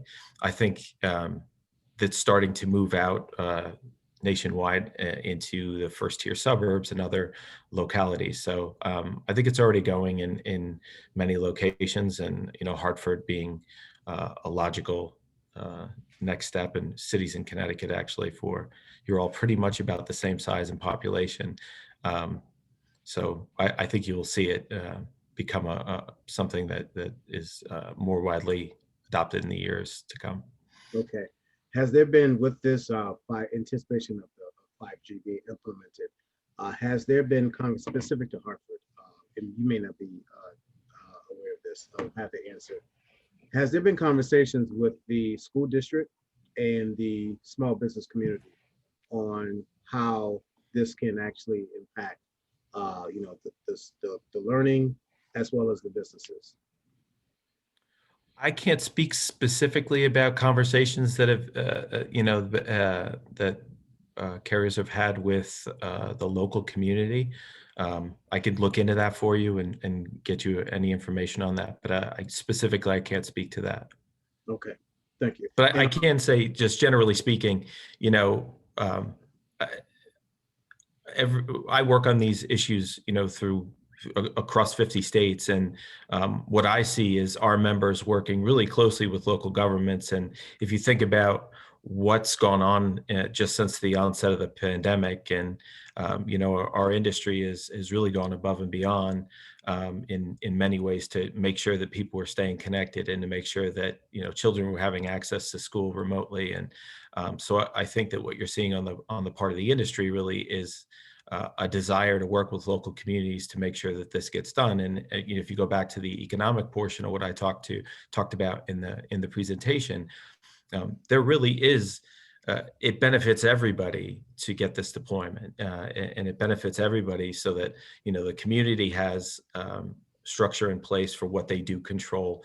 And if the state already has done their work, and the federal government is obviously, the FCC has obviously spoken about it, communities are also have a voice in this. And I think, at least from what I've seen, our members are really eager to work with local communities to make sure this deployment happens well. Okay, thank you for that. And my last question, the educational piece into the community, is that being talked about? Are there drafts that are readily available so that we can start providing facts to community members and organizations as to the effects dispelling the myths regarding 5G and what, because a lot of conspiracy theories out there. Yeah, I think it's, in the age that we live in now, the internet makes it a lot harder it's spread widely. And I think in many cases, it's people unwittingly are sharing things that are false narratives around. And in 2019, the New York Times did a story about 5G and misinformation campaigns by Russia. So, I mean, there's a lot of that. I think that I think having a forum like this tonight in Hartford is helpful because you're asking us questions, those from the industry and experts who can speak about these other issues, but you're attempting to educate the community, which is a really good first step because you're local leaders, you're known in your communities, you're known in your community centers, you're known across the city, and I think people look to you for leadership. And in this case, you're trying to provide information to the public, which I think is very helpful. Thank you so much, David. Sure. Thank you, Councilman Clark. Councilman James Sanchez. Thank you. That's for you, Council President. So I just want to have a little more understanding on the way your company is approaching on as far as installation. So at this moment, you can't provide the information as to how many nodes per se, let's say, per square mile is required, and is it based on signal or dead zones, and also the best location for a better kind of a web network for the system here.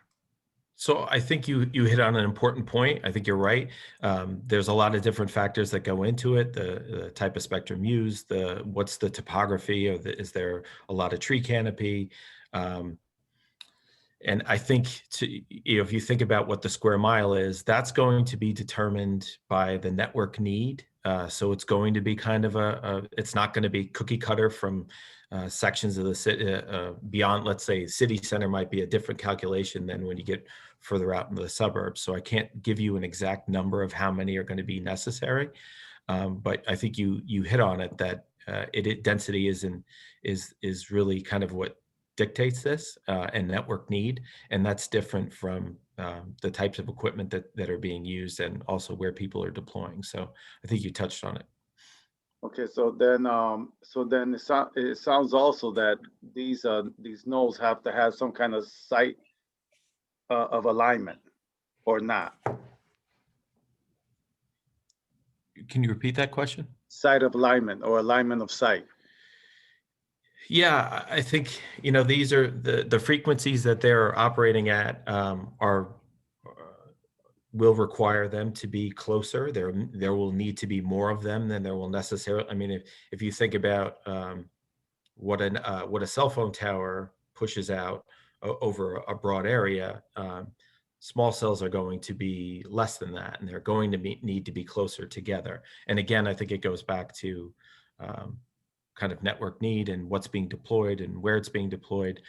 That would be a question on it. And I mean, I think it's important just for me to state for the public that we're not privy to deployment patterns for our members due to antitrust rules. I don't know where they're going to come. But I do think in terms of, if you're to ask, and you had a meeting with any of them individually, one-on-one, they'd be able to share more information with you on deployment patterns than I would be able to. I'm not privy to that due to antitrust rules. Okay, and then I just want to piggyback slightly off Councilman Clark's statements and questions, which I think were great when it comes to the school system and the small businesses. Now, with this 5G and the way it's being set up, is this going to support, which I would love to see, because I love Star Trek, by the way, will it support holographic meetings? 3D, I can be in your office virtually and standing in front of you. So much as you think about, I touch on this a little bit in my presentation, but augmented reality and virtual reality are going to, I think you're going to see tremendous breakthroughs in the technology that 5G is going to enable amazing advances technologically in AR and VR. And one thing I'll say is, if you think about when cell phones came out and just how much 4G and the app economy changed e-commerce, people who didn't have, people who never were online, they didn't bank online, and they didn't shop online, everyone shops from Amazon now. And it made e-commerce something that was much more approachable for people. So I do think you'll see leaps and bounds, technological advances that are going to be powered by 5G. Okay, and then I just want to make a quick statement, because I had so many people call me, and I know Council President received a lot of calls. Just about everyone did, whether it's calls, emails, texts. I actually visit some of the people. One of them particularly, which is Gladys Moreno, who has a utility pole behind her property, right on the corner, and they were very concerned because of the health impact of this technology and the nodes. And it sounded as if it was going to be this massive, tower with an antenna on it, what have you. And this is why this is so important with the communication and outreach to the community, not just one or two individually owned property, but throughout the neighborhood, right? And I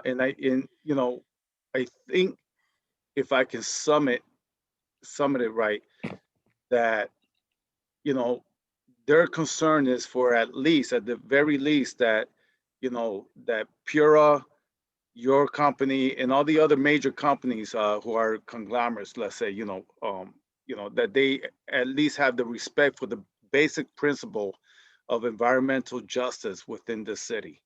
I'm sure they understand why technology has to move forward.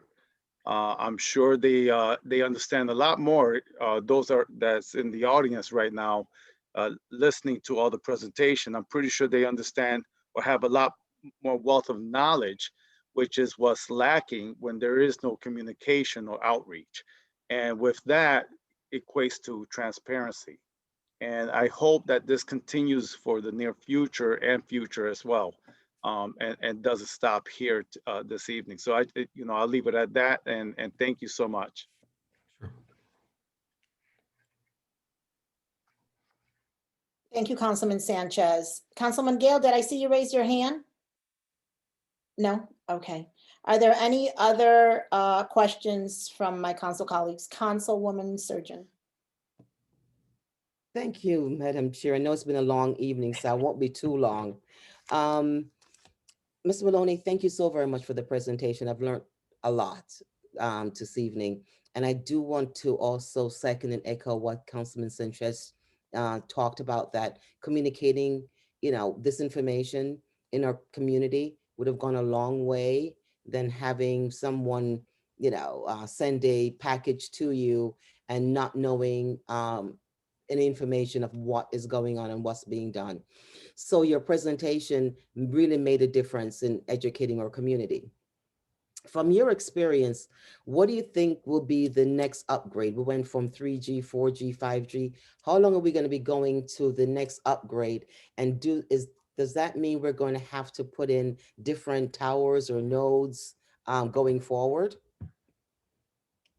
Well, I think if stepping back and thinking broadly about it, cell towers aren't going to go away. There's a very different, the provision of wireless service is very different if you go to rural America versus urban America. It's just the amount of density that's there. And I think that's why the small cells are going to help where the congestion is, and that would be in densely populated areas.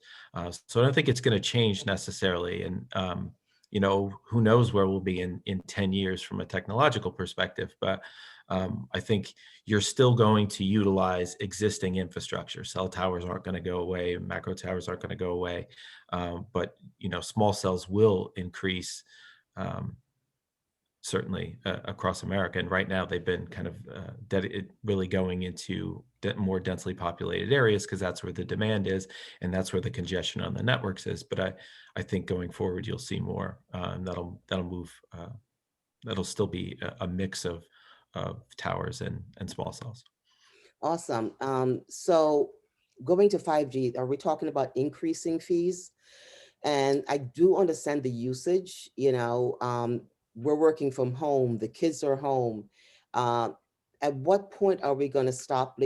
We've been Zooming our council meetings, our committee meetings, and lots of times, we may have, fluttering. So with this 5G, is that going to help with the number of people on the internet? Again, because of the pandemic, get 3 or 4 people that, working from home, the kids are home from school. How is that going to help us? That's number one, for better service. And then number two, the cost in service. Just because I started working from home, I had to increase my internet speed, and so how is that cost gonna, it's gonna increase? Because we have such density in Hartford, is that gonna increase our fees more here? I can't answer the fees question for you, but just thinking about the experience that the industry has had, and think about the American experience with their wireless service over the course of the pandemic. And I think that our networks have held up amazingly well, considering all of the factors that you mentioned, including more people working from home or remotely, and more people using data. And the point that the usage on data, that's only going to increase. I mean, we're seeing these exponential increases year over year, and that's going to continue. So I think understanding that our networks are, despite all of the challenges this year, they held up, and in the fact, and thinking about what do we have to do to ready the networks for the next big things, and that's beyond just general use. But God forbid we had to go through another situation like this. We want to make sure that the network can support it, and I think it worked this time, and that's a testament to the investment that the wireless industry has made over the past number of decades in wireless infrastructure. And I think going forward, we're going to have to make sure that we're continuing to make those investments in it, so that when we do have a situation where everyone is forced to rethink how they run their business, how they educate, how they communicate with their citizens, that we do have a network to rely on. And thankfully it worked this time, and hopefully we'll be able to create the conditions for it to work if we need it again. All right. Thank you, Mr. Maloney, and thank you, Madam Chair. Sure. Thank you, Councilwoman Surgeon. Are there any other questions from my council colleagues? Any other questions or concerns? Okay, there being none, I want to thank Mr. Maloney and Mr. Swanson from CTIA. This meeting has been very informative and very educational. We now have, I'd like to extend the invitation if you wish to stay on. We are now headed into the public comment section. We have a number of members from our public, actually 11 signed up to speak this evening. I want to first say thank you for being so patient. And some housekeeping rules are that this is treated like public comment. No members from the public are allowed to speak directly to a council member. You will address the body as a whole. This is more to hear your concerns and your comments. And if you have any questions pertaining to this meeting, please send an email to David Grant. You've been corresponding with him back and forth with any concerns, questions. He will forward that to any council member if you wish to address, and we'll try to get back to you as soon as possible. With that said, Councilman Gale, if you could be our timekeeper, please. The first person on our list who signed up is Gladys Moreno. Gladys Moreno.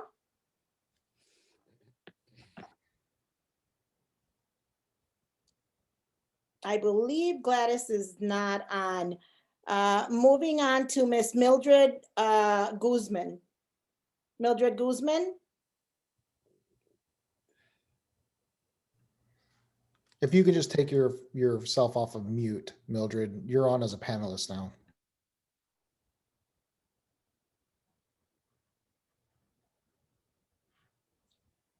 David, for the record, I just saw a message that said that Gladys is on. I don't see her on the list. Perhaps you can see her. Gladys may be the phone user, the 9705.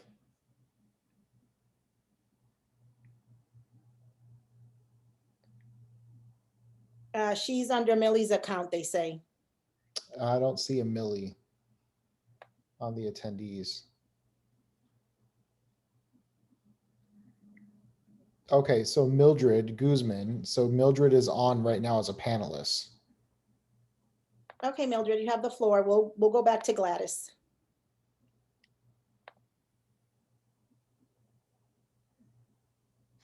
Mildred, if you could unmute yourself.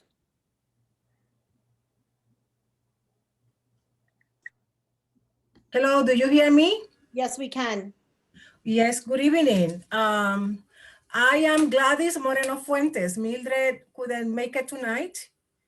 And for some reason, I was blocked when I was trying to access the meeting. So this is Gladys Moreno Fuentes. Thank you for this opportunity.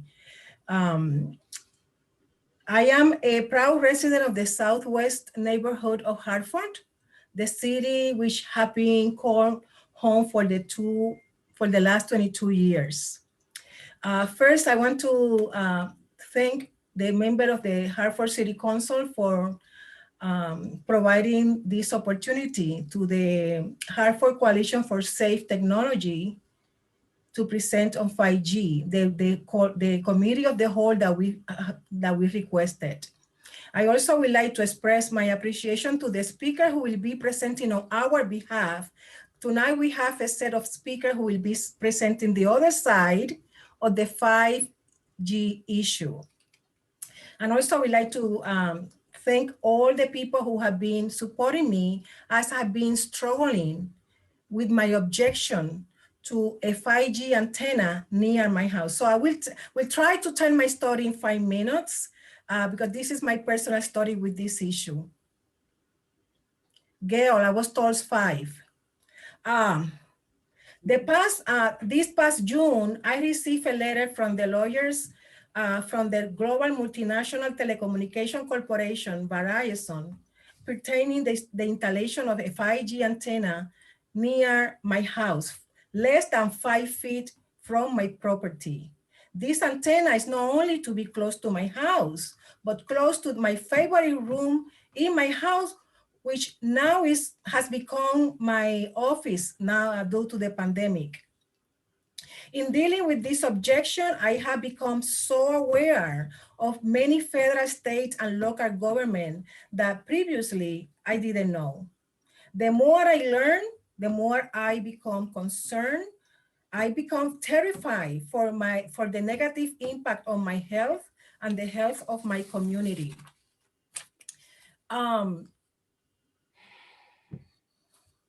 My first concern was why I am notified about this antenna installation by Verizon and not by the city of Hartford.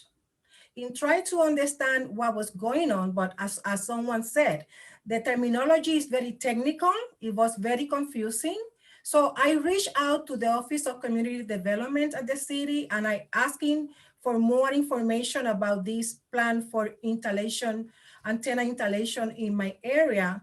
But the Office of Community Development told me the city didn't have anything to do with the installation of a 5G antenna in Hartford, that they didn't have any say in the process. So I was surprised that the city of Hartford didn't know anything about something that I'm supposed to stop talking. Can I please finish my speech? We requested this meeting. Mildred, I understand that you requested this meeting. Going forward, please address Councilman John Gale as Councilman Gale and not Gale. Also, it is my understanding that a email and communication came out of my office through David Grant, and David, correct me if I'm wrong, where times and speaking orders were given to the group. David, is that correct? Yes, the group provided me with speaking order, and then we responded with some appropriate times just to ensure that we had enough time for everyone. Thank you. So you may continue, Mildred. Thank you very much. I appreciate your patience and your understanding. Anyways, so much to say about this. So that was my first concern, that Verizon notified me the city didn't have anything to say, didn't know anything. And in the documentation I received from Verizon,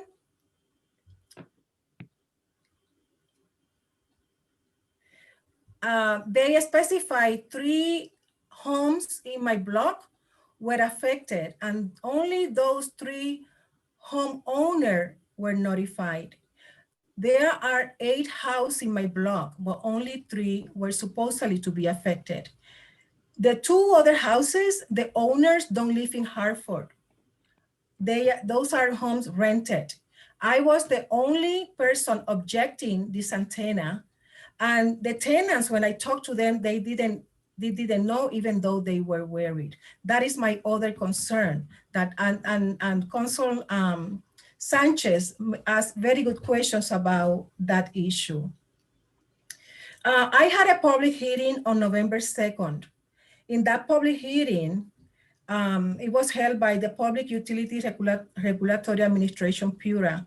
I was told the hearing was going to be a friendly process, that I didn't need to have a lawyer. I could say my story with no problem. However, I was also informed I was going to be cross-examined by Verizon lawyers and PURA lawyers. I became very anxious knowing I was going to be questioned by this multinational company. I am not a scientist. I am not an engineer. I am just a concerned mother, grandmother, and a neighbor worried about having device spreading radiation 24/7. How would I explain my concern to this group of lawyers? Again, I am not a scientist. So I was very worried, and I reached out to my community, and in that hearing, I had 20 people supporting my objection. I had lawyers, scientists, community activists, and my neighbors. During the hearing, I learned that PURA can always approve the installation of that antenna, even if I object. And I also learned that no person who has objected has been successful. In that hearing, I also learned that Verizon real estate representative said Verizon met with the city to discuss the plan for the 5G. However, I was not able to get any information from the city. I also learned in the hearing from the real estate representative that other states have some rules for those multinationals to be able to install antenna, that there are towns and cities in those states that community input is required. The community has to be notified before 5G is approved. I wonder why Hartford doesn't have something like that. As I was researching 5G, I found a very interesting article published by Verizon explaining that Hartford is going to be the fastest 5G in the whole world. That Hartford will have the fastest internet in the world. And I have been wondering why Hartford? Hartford is one of our most also in the article, they specify that the Frog Hollow is the area selected to do this guinea pig experiment. And no wonder why Hartford. Consul Bermudez asked why Hartford is a fertile soil. Most Hartford residents are renters. They don't need to be notified. The owners of those buildings in the Frog Hollow don't live in Hartford. They are not going to object. Why? Who is going to protect our people in Frog Hollow? So I have just 3 recommendations for the City Council and 1 request to conclude. My first recommendation is that the City of Hartford has to invest in creating advocacy resources for people who object 5G. People cannot be left alone dealing with these multinational corporations that only think about money, profit, disregarding the health of people. My second recommendation is that, as already other states have established, a process of communication, a process of input needs to be taken needs to be put in place to notify neighbors, and that process needs to be placed before approval of 5G. The process has to be inclusive. The process on notification has to be inclusive. People really need to understand the implication of radiation around their lives, their homes, their schools and parks. The information has to be provided in their language, not to make sure they really understand what can be seen as an invasion of their place. I talked today to a person on the phone who said, if I have a 5G antenna near my house, I move out. I know this also has an implication on real estate. The information needs to be provided in simple and plain terms, as our councilwoman surgeon said, so that people really feel informed and they can make informed decisions.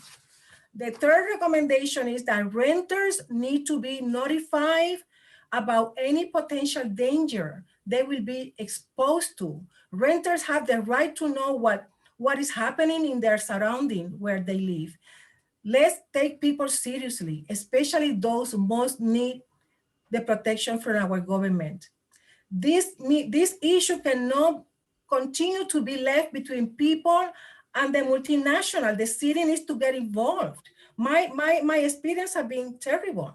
My request for the council is, I urge the city council to support my objection by writing a letter on my behalf to PURA to deny Verizon application to put a cell antenna near my house.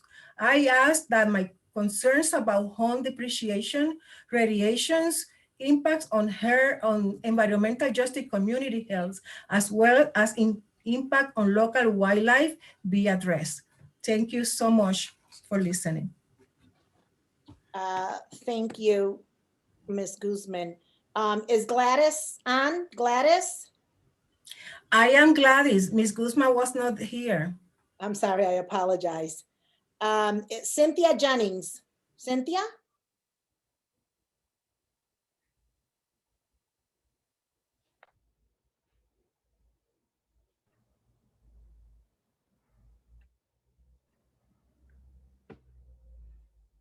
Good evening. I am going to defer to all the other speakers, and if we don't have enough time, then I'll speak. Okay, but I'd like the speakers that are from out of state and the experts to speak first. Thank you. Thank you. Zoe Bird.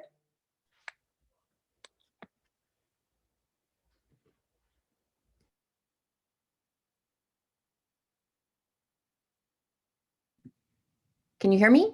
Yes, we can. Hi, how are you? Good, Thank how are you very much. Thank you for allowing me the time to speak today. I am also, I think, I will keep my comments brief because I want Dr. Haru, Mr. Clegg, and Dr. Sheckley to contribute their expertise here. But my name is Zoe Berg. I'm the Project Director for Americans for Responsible Technology, a national science-based environmental health nonprofit in New York. We work with municipalities across the country to protect residents' interests when dealing with the telecom industry's deployment of wireless equipment in public rights of way.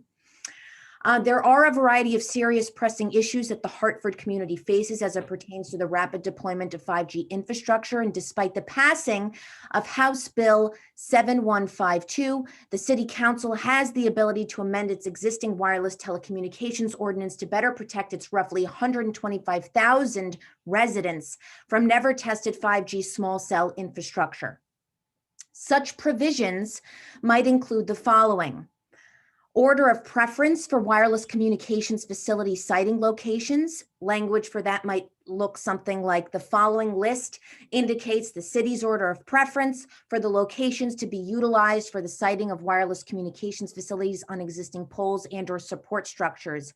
A, non-residential; B, multifamily residential; C, single-family residential; D, historic districts and/or historic landmarks. Also implementing antenna installation setbacks from residences, schools, daycare facilities, and other sensitive areas due to historic preservation, aesthetics, property devaluation risks. Gladys is a complainant, about her particular installation. This one is proposed to be installed 65 inches from her property line. So hoping that does not happen to other folks. Requiring randomized radio frequency radiation emissions testing of all wireless sites immediately following installations, and requiring annual radiation emission evaluations at the expense of the telecom applicant and/or applicants. And I know that notification has been discussed quite a bit this evening, requiring the telecom applicant or applicants to provide mailed notice and postal via first-class U.S. mail and posted notice to residents living within 300 feet of a proposed installation site to ensure that nearby landowners and other interested persons and entities are informed of the filing of an application. Our organization is available to provide referrals to highly experienced telecom attorneys who can assist the city and the city attorney in crafting stronger legislation. I would also urge the council tonight to consider passing, not tonight, not to pass, but to consider in the future passing a non-binding legal resolution discussing the need for the state of Connecticut to establish a committee to evaluate the emerging health and environmental effects associated with 5G technology, like the state of New Hampshire has done and did in 2019 and 2020, and like the states of New Jersey and New York are contemplating doing right now. Resolutions regarding the 5G issue have recently been passed in Jersey City, New Jersey, Coconut Creek, Florida, Hallandale Beach, Florida, Easton, Connecticut, Bend, Oregon, Farragut, Tennessee, and Hawaii County, Hawaii. Two additional quick thoughts I would like to contribute before we move on to the next speaker. First, although the TCA, the Telecommunications Act of 1996, preempts environmental concerns, including health, in connection with wireless infrastructure siting decisions, this does not preempt individual claims under the Americans with Disabilities Act and other federal statutes like the Fair Housing Amendments Act. Thus, reasonable accommodations must be made to persons who have health disabilities that are affected by radio frequency microwave radiation, like those who suffer from electromagnetic sensitivity, a recognized medical condition, people who are recovering from cancer, those with implanted medical devices like pacemakers. So thus, going back to what Mr. Alexander of Pura said earlier regarding health concerns, the scope of preemption was overstated. Second, as part of a broader move to boost the 5G industry in the United States, the FCC on December 8th began auctioning a portion of C-band electromagnetic spectrum. In the weeks leading up to the auction, more than a dozen commercial aviation groups warned the sale could, as one study put it, lead to catastrophic failures with the potential for multiple fatalities. At the core of the concerns are radar altimeters, a critical piece of aviation technology used by military, commercial, and civil aircraft of all types, including helicopters and unmanned aerial systems, to measure the distance between an aircraft and the ground. At the core of the concerns, aviation groups worry that 5G operations on the spectrum sold by the FCC could cause interference that would provide inaccurate readings on altimeters or cause their failure outright, in essence, leaving pilots unaware of how far they are from the ground and potentially leading to crashes over the United States. That information regarding interference with avionics equipment was extracted from a news report published by Defense News on December 21st of 2020. Given that there is one major international airport just a few miles from the heart of Hartford and two smaller airports, this is an issue I would highly encourage the council to look more deeply into. Thank you very much again for the opportunity to speak this evening, and we hope to continue a dialogue with the council in the future to ensure that your constituency has access to safe, fast, and reliable broadband. Thank you, Ms. Berg.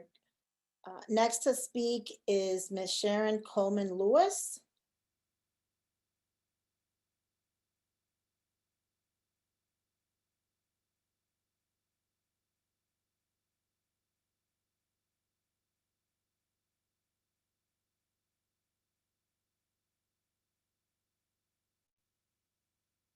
Ms. Lewis, you're on mute.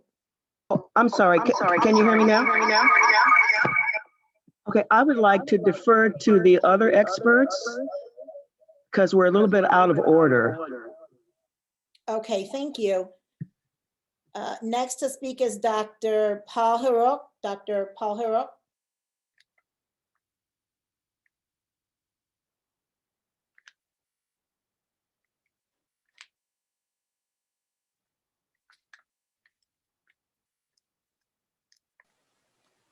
Hello, thank you very much. I'd like to,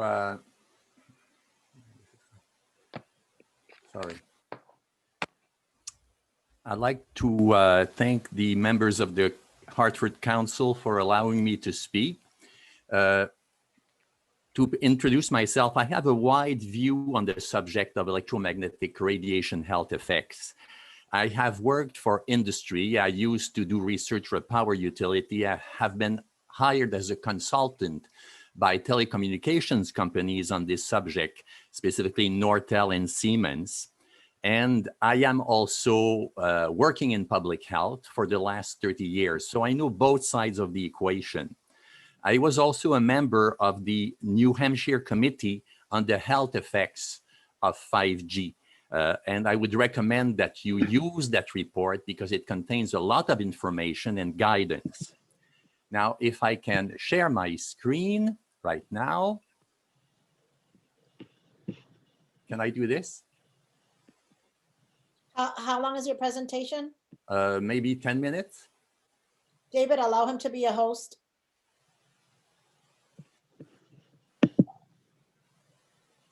So Dr. Haruk, we will make you a host, and then once you're done with the presentation, you'll return the host Yes. back to Mr. Grant, okay? Yes, I understand that. Go ahead. Okay.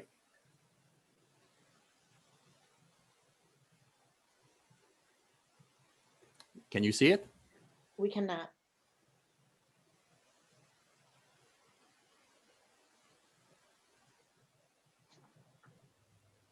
On the bottom of your screen is the share screen icon. Yes, I have done that. Yes, share. Okay. There you go. Here we go. Okay.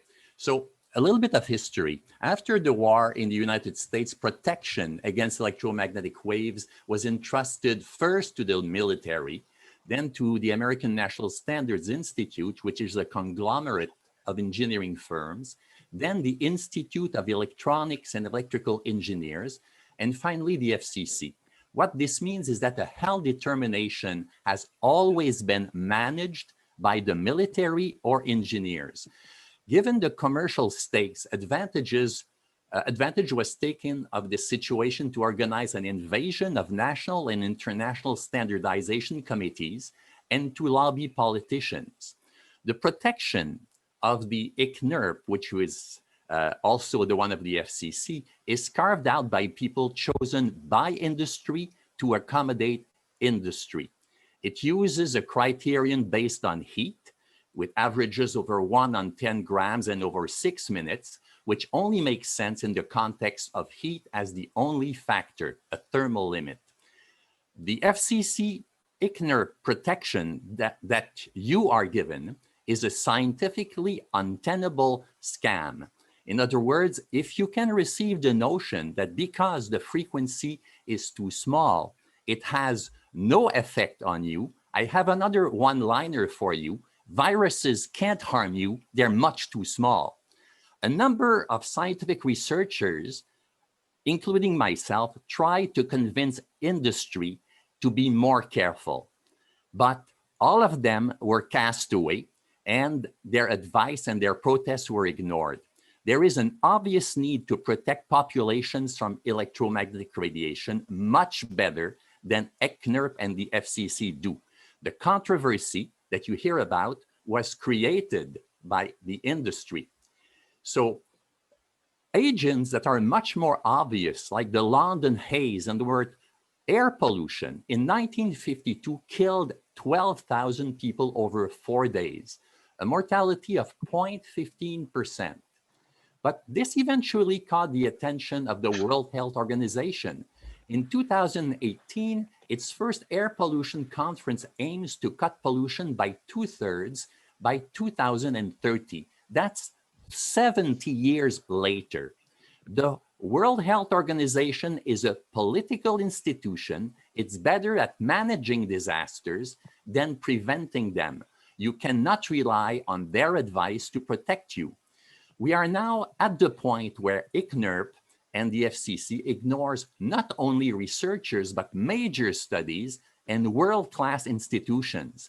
If we speak only about cancer, in terms of human epidemiology, you have on the left and right here, 250-page reports that say that there is a link between electromagnetic radiation and the incidence of cancer.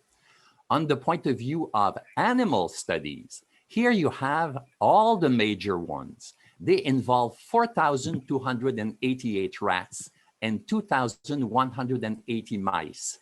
These animals have more cancer when they are subjected to this radiation. And this is very serious. There is one here, a study that is mentioned that is, I highlighted in red, because this study is about cancer patients. And they evaluated what happens when you plant a cell phone tower very near to a cancer patient. Well, what happens if it's very near to them, their chance of dying from their cancer is increased by 45% within the next 2 years. So it's not only people being annoyed and feeling things with this radiation, it is people dying. Do we have legitimate economic reasons to tolerate an increase in human exposures to artificial electromagnetic waves, such as is proposed with 5G? Well, it took US industry about 20 years to compensate for the lost productivity associated with the introduction of cell phones, 1G to 3G. So all of these statements about prosperity are misleading. It's very good for the telcos, but it's not good for everyone else. So I ask you, is wireless a tool or a toy? And if you look at US statistics, you see that the deployment of wireless results in the decreased productivity of industry. So that's a very different tune from what the industry is telling you. They also say we are forced to increase human exposure to radiation because the public's demand for telecommunications is enormous. You already have the press, telephone, AM, FM radio, TV, the internet, email, and 5G. The following study shows that the internet traffic already contains a large component that is automatically generated, bots. For criminal purposes, hacking or sabotage of competing sites, or advertising. It's very easy to fill the internet when you have automats doing it. So this is the criminal activities on the internet. This is publicity on the internet. And this is what you send on the internet, probably videos of cats. So the picture of the industry filling a need that's critical to health is not exactly, I would say, true. They also say there is no alternative to the rapid growth of data transfers in the future. There is a difference between telecommunications and wireless, a big difference. What are the possibilities for efficient telecommunications without human exposure to electromagnetic waves? Can you get your cake and eat it too? Fiber at home and in the office is much faster, more private, and more environmentally friendly, specifically for global warming. Optical fiber is an inevitable infrastructure for the future. It is already in our streets. Why not in our buildings and in every one of them? What does this rate? Optical fiber to the home and business. This is a report from Bell Laboratories of a couple of years ago, or maybe 1 year ago. The speed of optical fiber can be 2,000 to 100,000 gigabytes per second over 2 kilometers by single mode optical fiber. Note that 5G promises 10 gigabytes per second, 10 to 2,000, 10 to 100,000, and something you will never see in practice. They can't reach there. The energy of optical fiber is less than 1 picojoule per bit. That's, you can transfer 184 gigabytes per calorie. So that is the most effective way to transfer data in large quantities. I mean, President Clinton promised that you would have that, but the money was diverted to wireless by industry. So the expansion of wireless serves telecoms, but do we need it? Shouldn't we instead get something that is faster, more energy efficient, and is inevitable in any case? Nixon was talking to Armstrong on the moon in 1969. So why base stations every 5th house? This is good for data acquisition from you, not necessarily to give you more data rates. Apollo 11 landed in July 1969 with a computer that had 4 kilobytes of memory operating at 2 megahertz. The new phones have 4 gigabytes at 2,490 megahertz. This is a factor of 1,245,000,000 more powerful. So what this means is that your successes are not limited by the power of your computer or phone. If it was, we would now be, in fact, colonizing 1,800 star systems. So you need to bring the statements of industry back to reality. Thank you very much. Thank you, Dr. Hurwitz. And you were on the penny with the 10 minutes. Thank you. That was very informative. Okay. If you could please give back the How do I do this? David?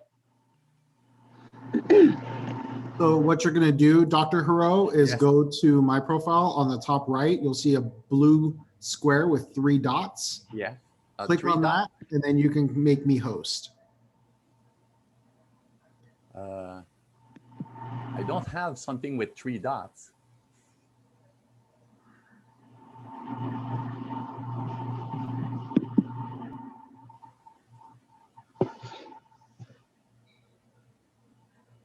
If you could also stop screen sharing, I think we should be able to figure it out.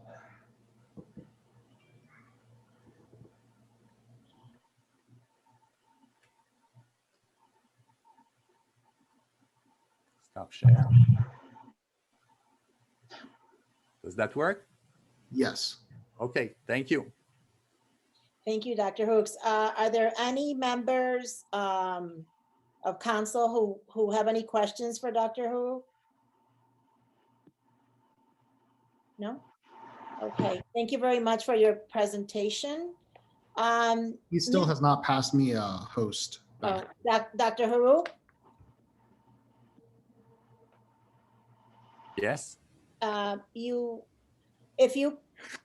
David, could you give me? Doctor, I haven't received host back yet.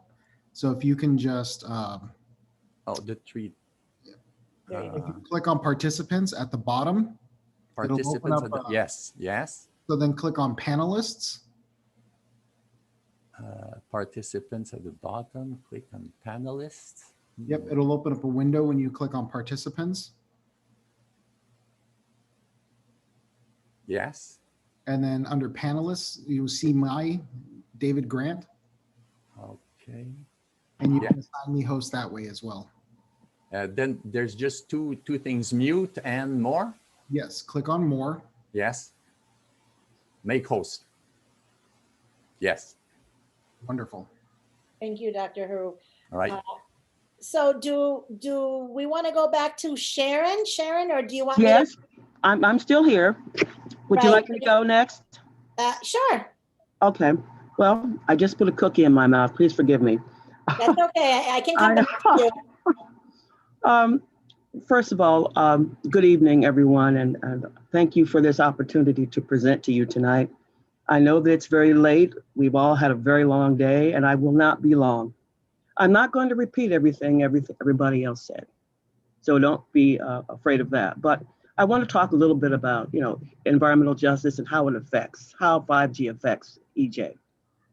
Exclusion and marginalization and exposure to disproportionate levels of pollution is a part of a long and troubling legacy of systemic and structural racism that is still going strong in America today.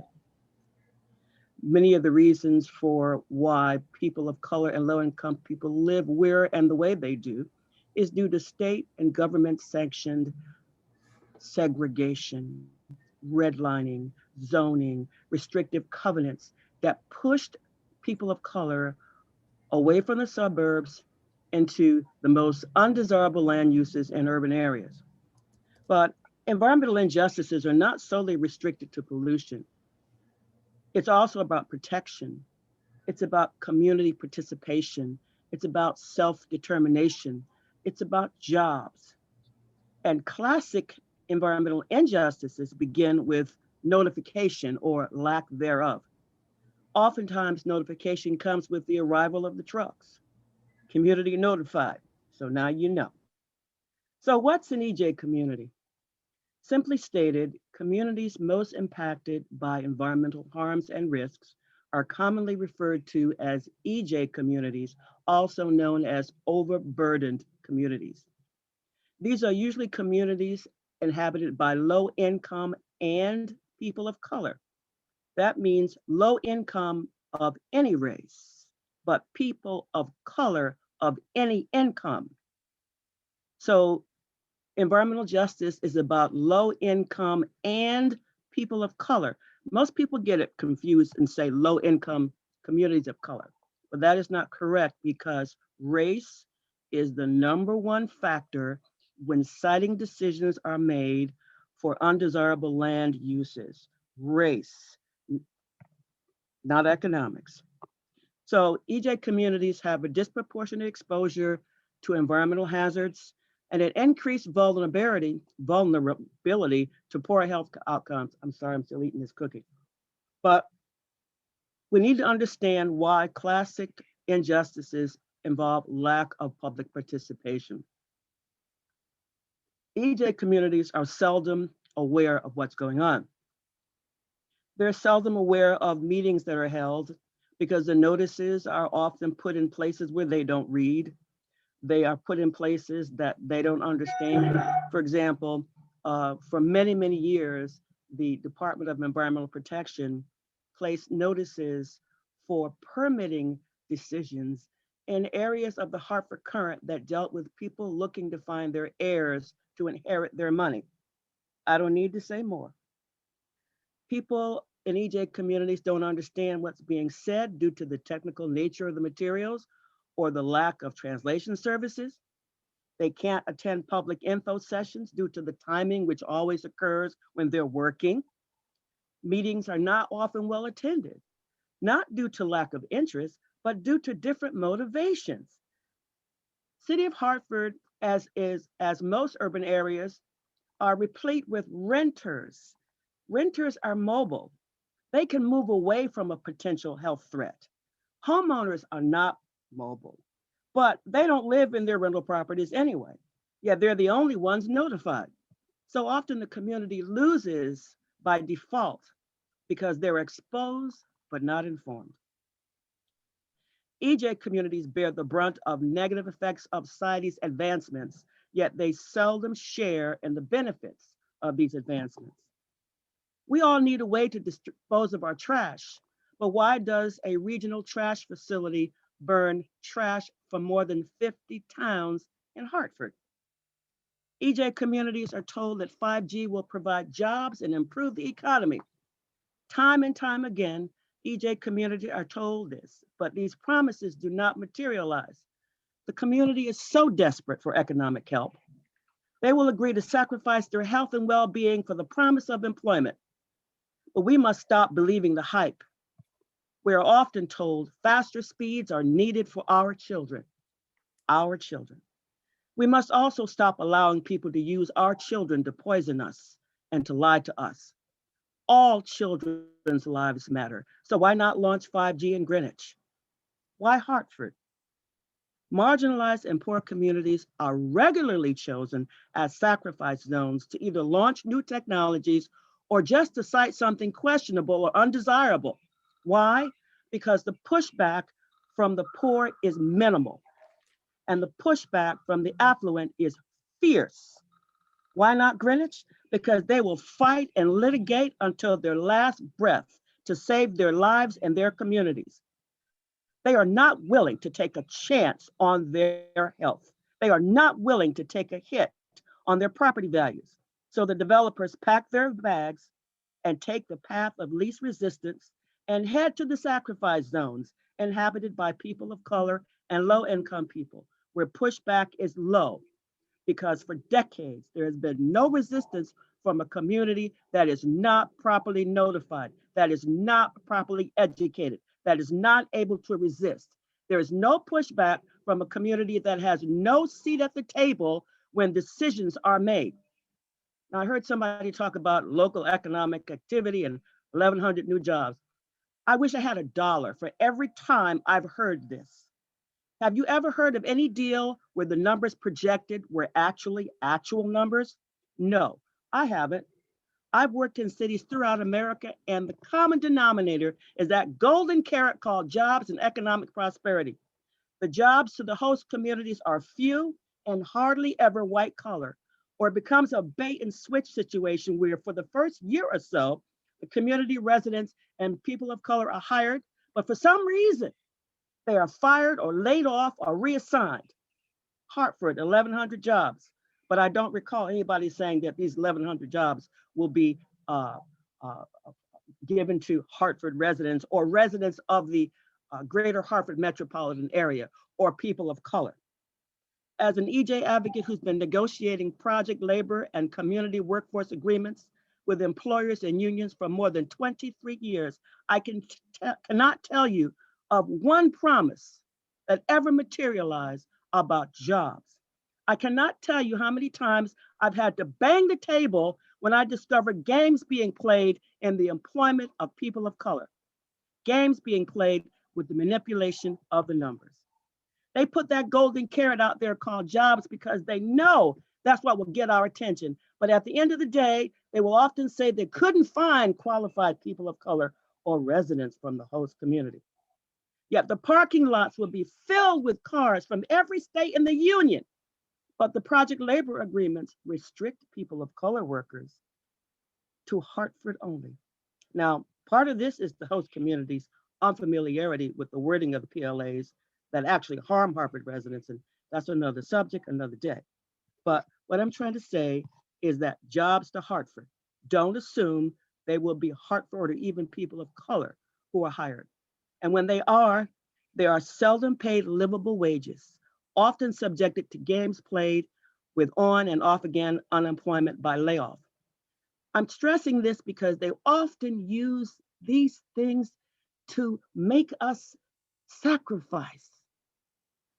Well, I heard that 5G is not very healthy, and I heard that 5G is, it's not really good for the overall health of people, but we really need those jobs. Hartford is one of those marginalized communities, one of those disenfranchised and powerless communities. The poverty rate is at 38% or so, 51% Latinx, yet time and time again, we must remind developers and public officials to provide translation services. This is getting old, but this is just an example of how they marginalize and ignore environmental justice communities and communities where the majority are people of color. Once one of the richest cities in the nation, Hartford is now one of the poorest. And that is why Hartford.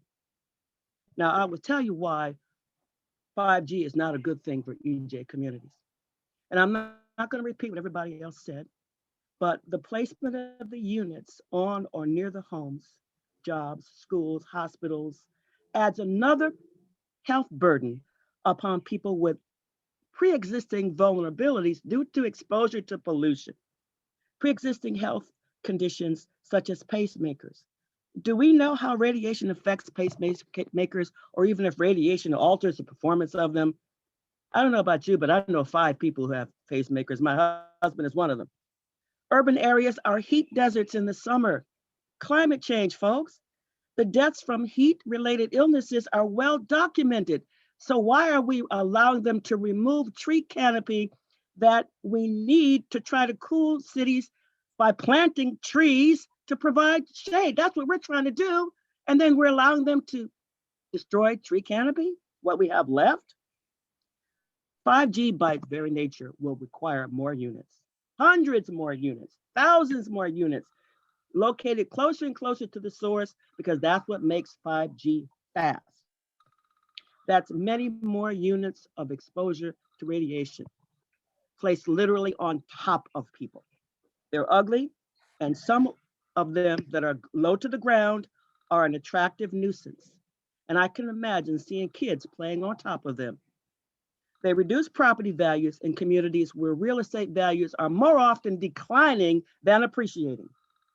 And in view of society's thirst for faster speeds, working from home, self-driving cars, 5G is a necessary thing. But why must EJ communities shoulder the weight of the negative health impacts of 5G?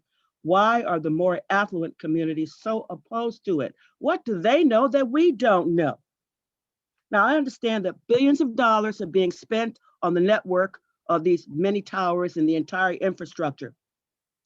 But I will end this by saying we should insist that some of that money should be spent on concrete RF exposure standards. Federal law is not always fair when it comes to exposure to people of color, and only change when white and affluent people are impacted. So we need to make sure that the federal government and the FCC thinks and contemplates everyone. Thank you for allowing me to present tonight. And as I mentioned earlier, I've shortened my presentation. It's available for PowerPoint if you're interested. And please email me if you would like to continue the conversation further. Thank you. Thank you, Ms. Lewis. And as always, please feel free to send your presentation over to Mr. Grant. He will share it. I will. Thank you. Council. Thank you. You're welcome. Councilwoman Jennings, I know that you wanted to be mindful of others that are on this list that you wanted them to present. Is there anyone else, Councilwoman, before I continue with the list? I think that there's Frank and Tim. Okay. And I was trying to determine whether Tim was here or not. Okay, so we could go with Mr. Frank Clegg. Yeah. Clegg, if I'm pronouncing it incorrectly.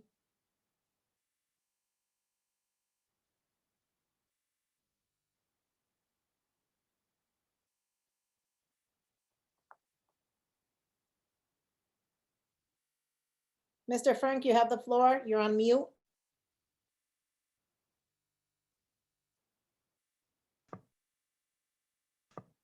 Thank you. Can you hear me now? We can. Thank you very much. Thank you. I'm going to share my screen. Okay, I'm trying to share my screen, David, and it's telling me that you've disabled it.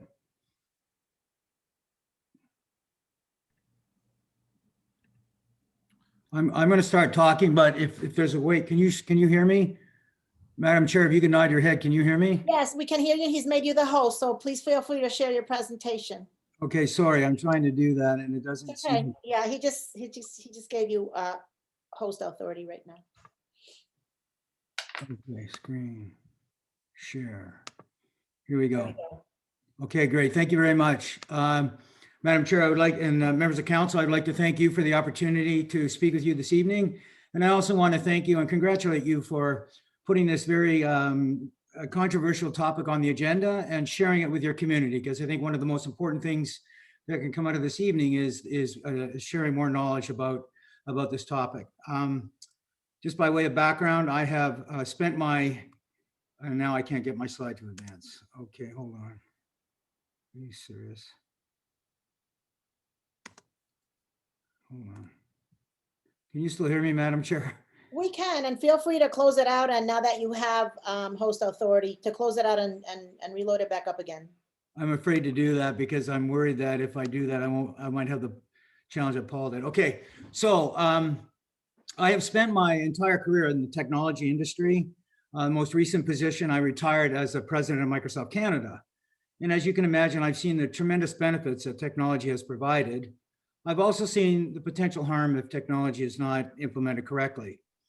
In my opinion, our current implementation of wireless technology is harmful, and I'm especially concerned about 5G. Now, I don't make this statement lightly. I have spent several months initially when I got involved in this topic, meeting with experts from institutions such as Harvard, Yale, Columbia, University of Toronto, McGill University. I had the pleasure and the opportunity to meet with an advisor to the World Health Organization, who was awarded their Medal of Honor from the International Agency for the Research on Cancer. And I also spent multiple meetings and sessions with one of the lead technical writers for Al Gore's team that won the Nobel Prize. That's why I co-founded Canadians for Safe Technology back in 2012. We are an advocacy group, but we also work to raise awareness throughout North America now about the potential harm for wireless devices and how to use the technology more safely.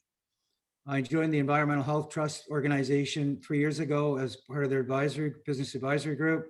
They do advocacy and education work, but they're the only profit that I'm aware of in the world that also does research.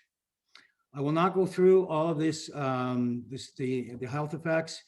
One of the things that influenced me in my concerns, when you have over 250 scientists from over 40 nations formally signing a document to the United Nations and the World Health Organization expressing concern about radiation exposure from wireless devices.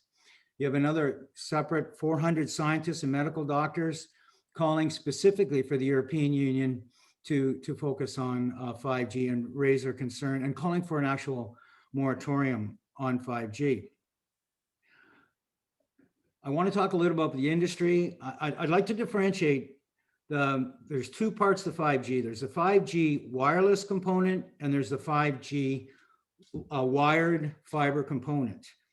Unfortunately, what's happening is my industry has done an amazing job of convincing and associating internet benefits and all the benefits of 5G with wireless solutions. And I will maintain and I'll submit, and there's a significant amount of work starting to show now that a significant portion of the benefits that you saw earlier from the industry representatives, the jobs, the healthcare, a lot of these things can be done through wired solutions.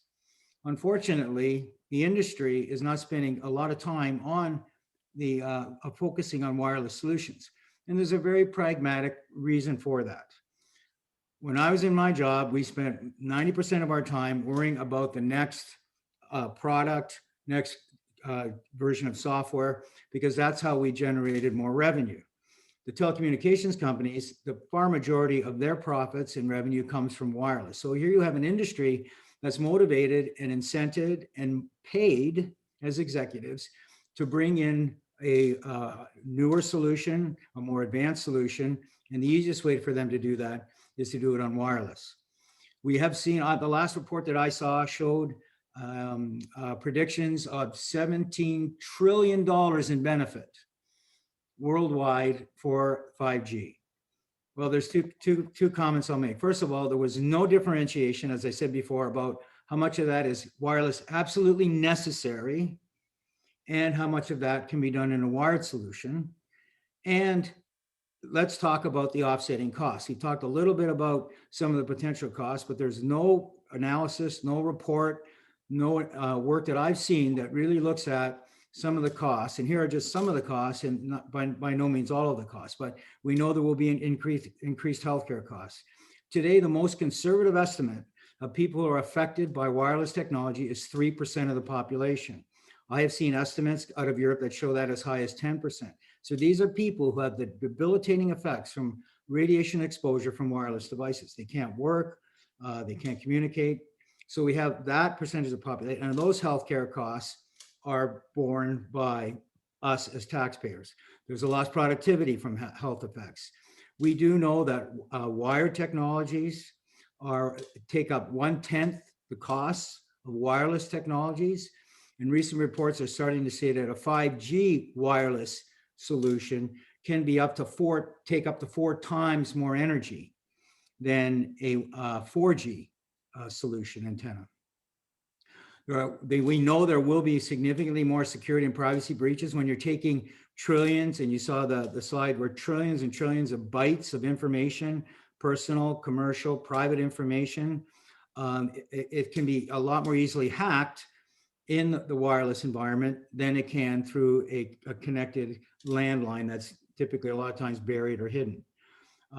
Damage to the environment, there's a lot of precious metals that are actually in the rare earth materials that are being forced and mined in very terrible environments that are a requirement of some of these wireless devices.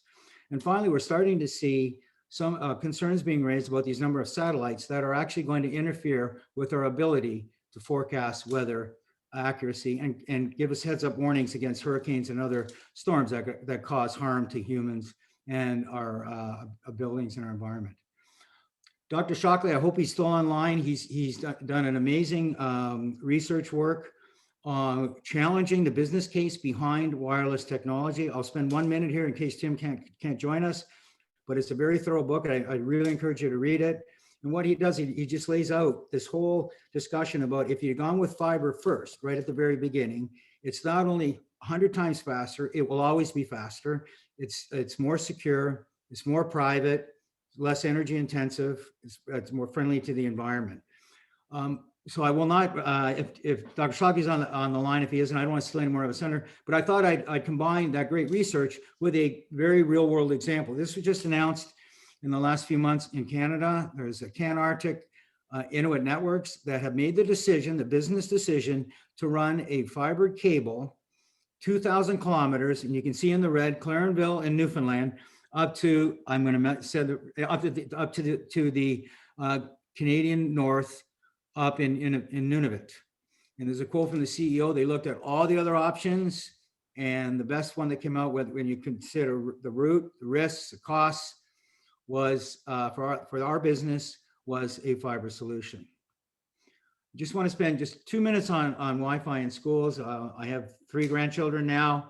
I'm a lot more attentive to children and their concerns. And the thing that amazes me every day is our children, grandchildren, just trust us. And I think it behooves us as adults to be more protective and more serious about protecting our children. We have scientific modeling. We have the scientific data that shows that children absorb higher radio frequency radiation doses, and they go deeper inside their brains than adults. So as I said before, right now, everybody's into this smart tablets and smartphones and smart everything.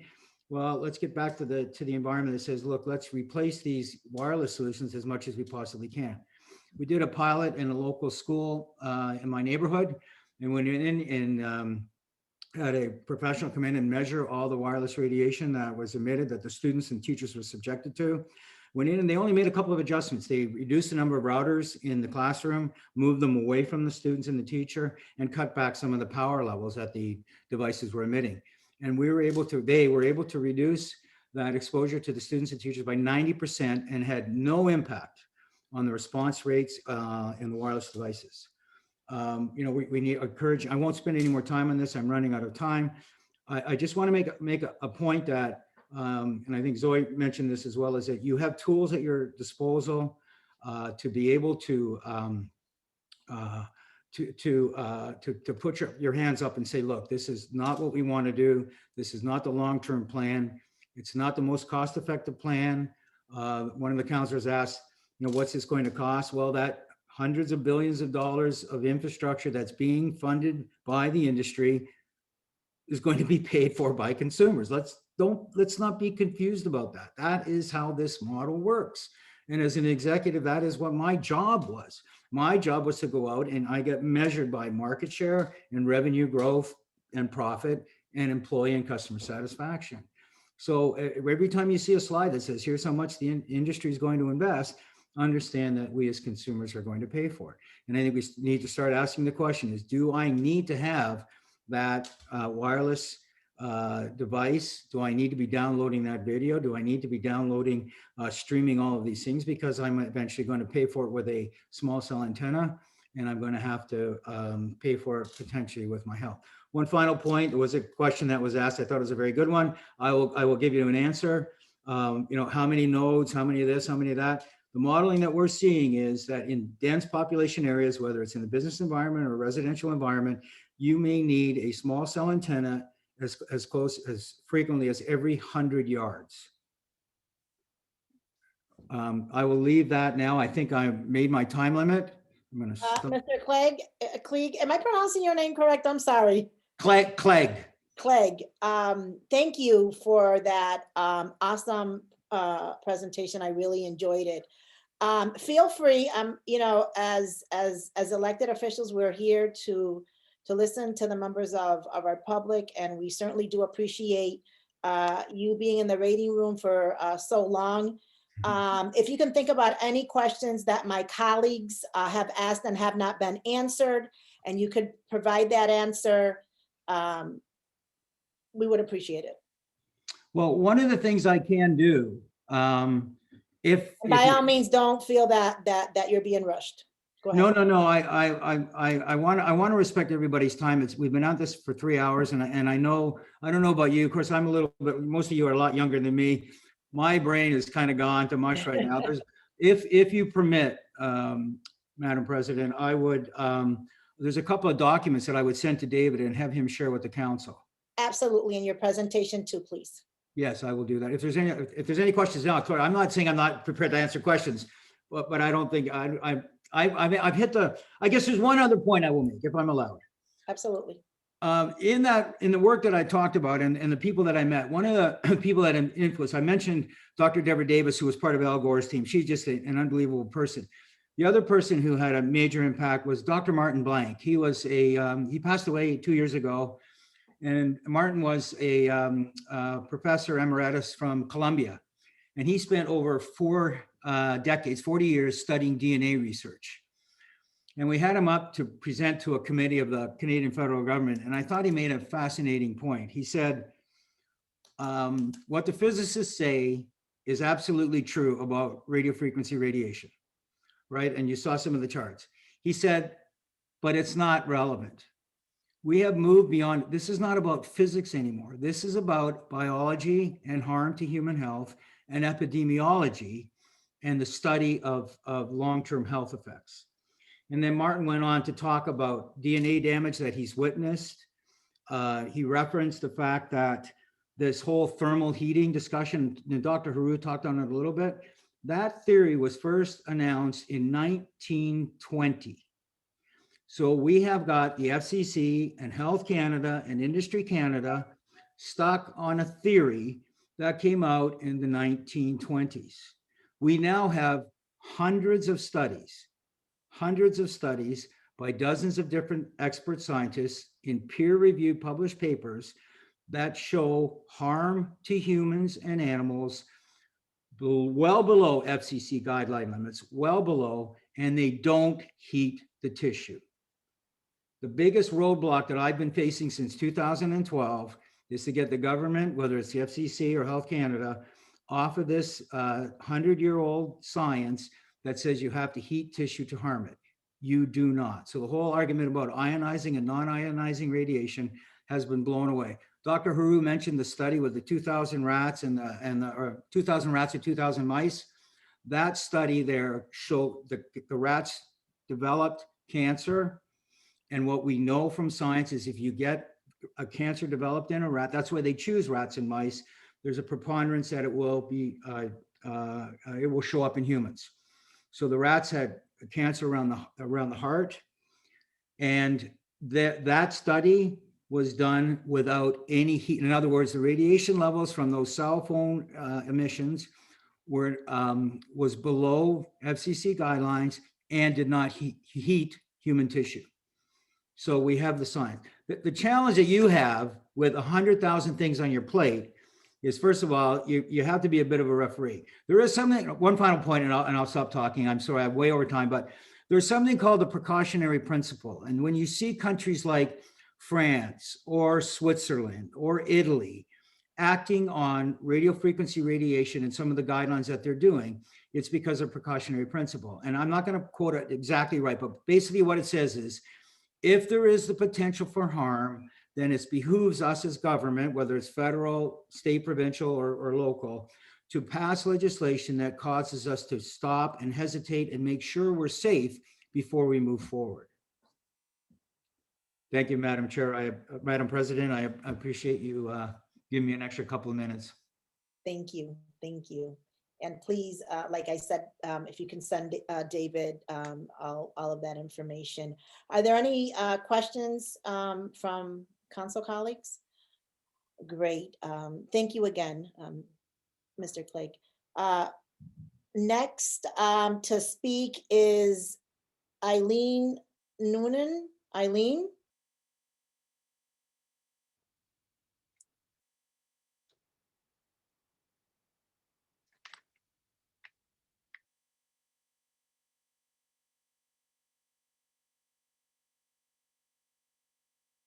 Hi, Ms. Noonan, you have the floor and you're on mute. Yeah, no, I'm okay. Okay. Actually, I was on an earlier list to speak. I am not going to be speaking, but thank you for calling on me nonetheless. Yeah. You're welcome. Thank you. Next is it Haitian Gaston?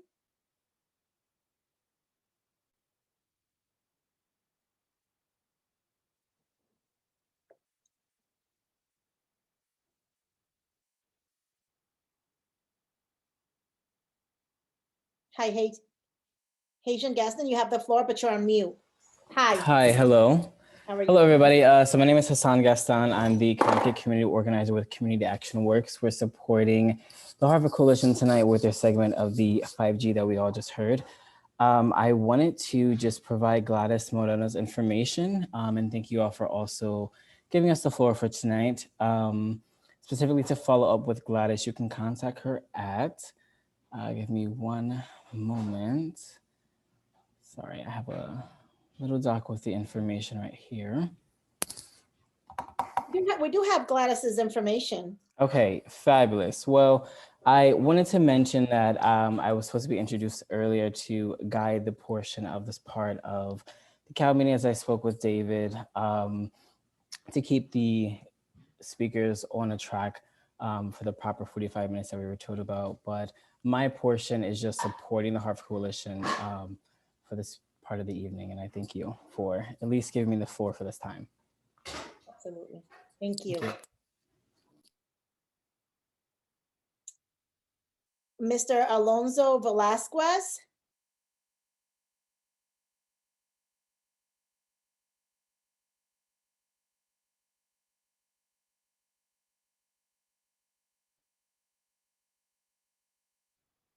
Mr. Alonso Velasquez.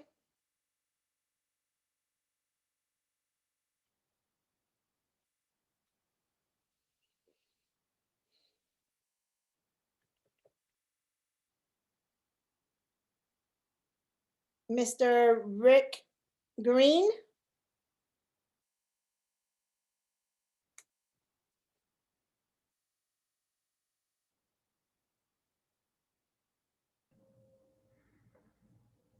I have a Timothy Skochel. Okay, if you can put him through, please.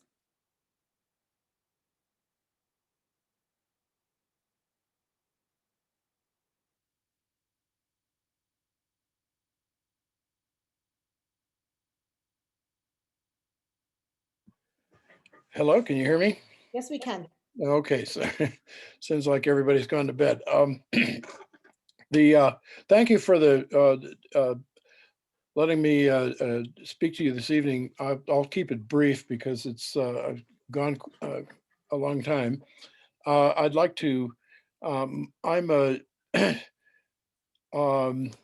former faculty member at the University of Colorado in Boulder, and also Colorado faculty member at the Colorado State University, and I've served at the University of Colorado's College of Engineering and Applied Science for a number of years. And I've also been involved for about 45 years in the development of computer and communication networks, in both wired and wireless, and developed a lot of products in that field. I don't currently work for any corporations that have a business interest in this, but I write papers primarily for the National Institute for Science, Law, and Public Policy on the intersection of technologies and policies, particularly telecommunications and computers. And I'm the author of this book called Reinventing Wires, The Future of Landlines and Networks, which is about a 100-page study we did last year for the National Institute for Science, Law, and Public Policy on wired and wireless infrastructure in this country, and particularly in the US, but also it addresses the technological issues and the policy issues related to those. The thesis of and I'll send a copy of this as a free document that was prepared for policymakers and public officials such as yourselves to be able to understand the technologies and the issues involved, and to aid you in making decisions about this. What the thesis of the paper is that the United States is basically way behind, number 17 among developed countries in access to the internet, the speed and quality of that access. And the reason for that is that the telecommunications industry has been, it's basically a triopoly of large corporations that maintain artificial scarcity, high prices, and poor service, and have limited the rollout of optical fiber networks to the home and to businesses in favor of the cross-subsidized wireless services.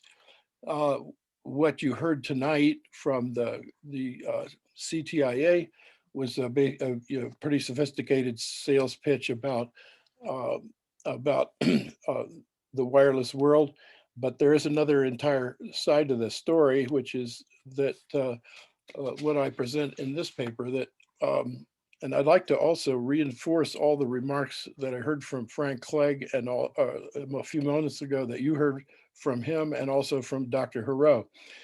I was also a member of the New Hampshire Commission on 5G Study Commission that Dr. Hero mentioned. Basically, what is optical fiber? Well, it's a wire. It's basically a replacement for copper wire, your old phone wires that come to your house, except that it's made out of glass instead of copper. It's a tiny fiber about the size of a human hair, maybe smaller than a human hair, that looks like a wire. It carries data at a very high rate, far higher than any wireless service can provide. The minimal level of service to a home or building on optical fiber is about a gigabit per second. And it just goes up from there if you need faster service. But it's a lot of the towns that are supplying that. It's basically a public utility. It's become a public utility like water service and sewer service. A necessity of modern life, as we've all learned the hard way recently, when we have to work at home and go to school at home and do everything at home. We need this kind of service. And all the services that you heard earlier about that are going to be provided supposedly by 5G are actually better served by optical fiber to the home. The only thing you really need the wireless service for is things that move. For everything else, and all the functions you heard, it's as I think what Frank Clegg said was that those are better served by wired service, which is optical fiber at this point. There are other ways of delivering wired services, but fiber is the basic way. And all of those little small cell sites that you saw in the photographs earlier all have fiber to them. That's how they get their data. So the fiber, it has to run all over the city anyway. It might as well go all the way to your house. I think that's a basic necessity. The best way to serve the citizens of Hartford is to make sure that every one of them gets access to optical fiber at a reasonable price. And if they want to use wireless services on top of that, that's fine. But that wireless is an adjunct service. It's not a basic service. And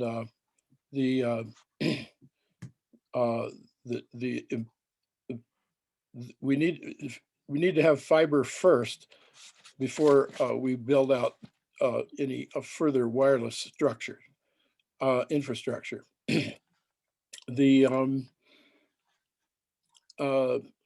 I'd say that I could go into the technical details about how the fiber works, but usually what has done is fiber delivers the data to the house. There's a gateway, a box on the house, and then the data is distributed inside your house or building over Ethernet. And the Ethernet is basically a copper wire that you can get at your hardware store, Cat5 cable, they call it.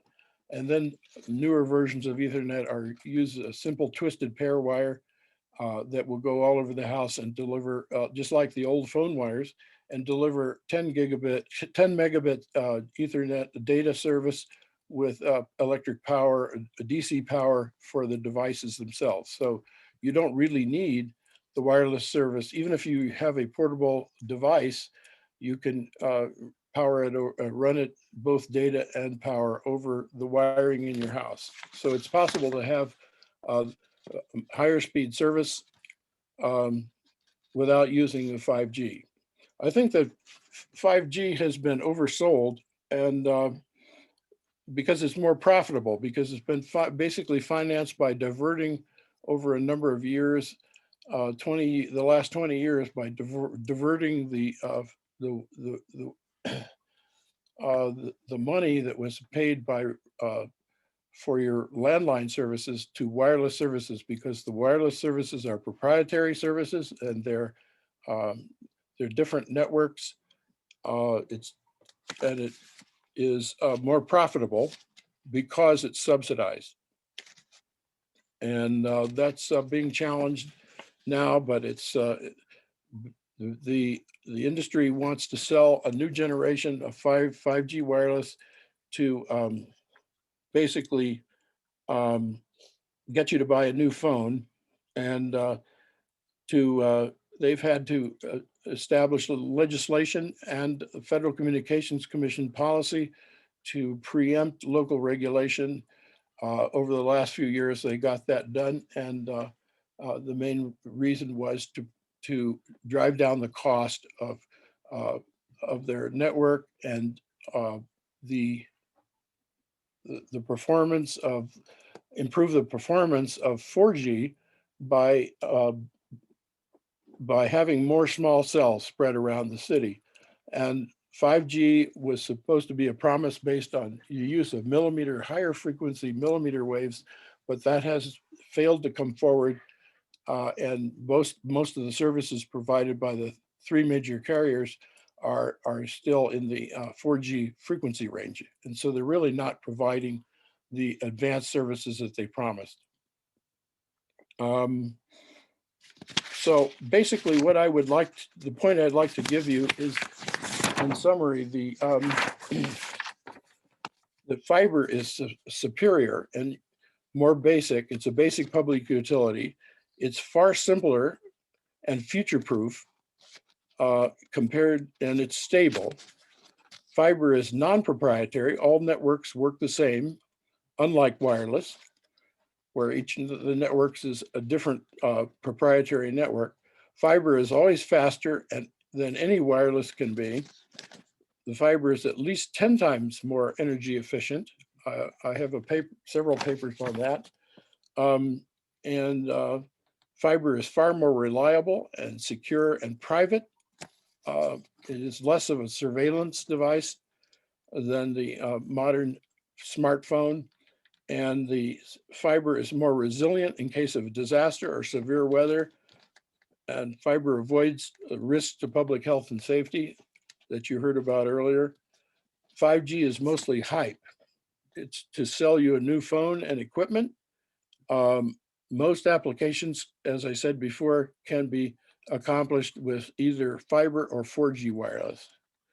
To force the building, its purpose of 5G is to force the building out of more small cells in your neighborhood, to improve bad 4G service, It is a tool for commercial surveillance and personal data collection and behavioral modification.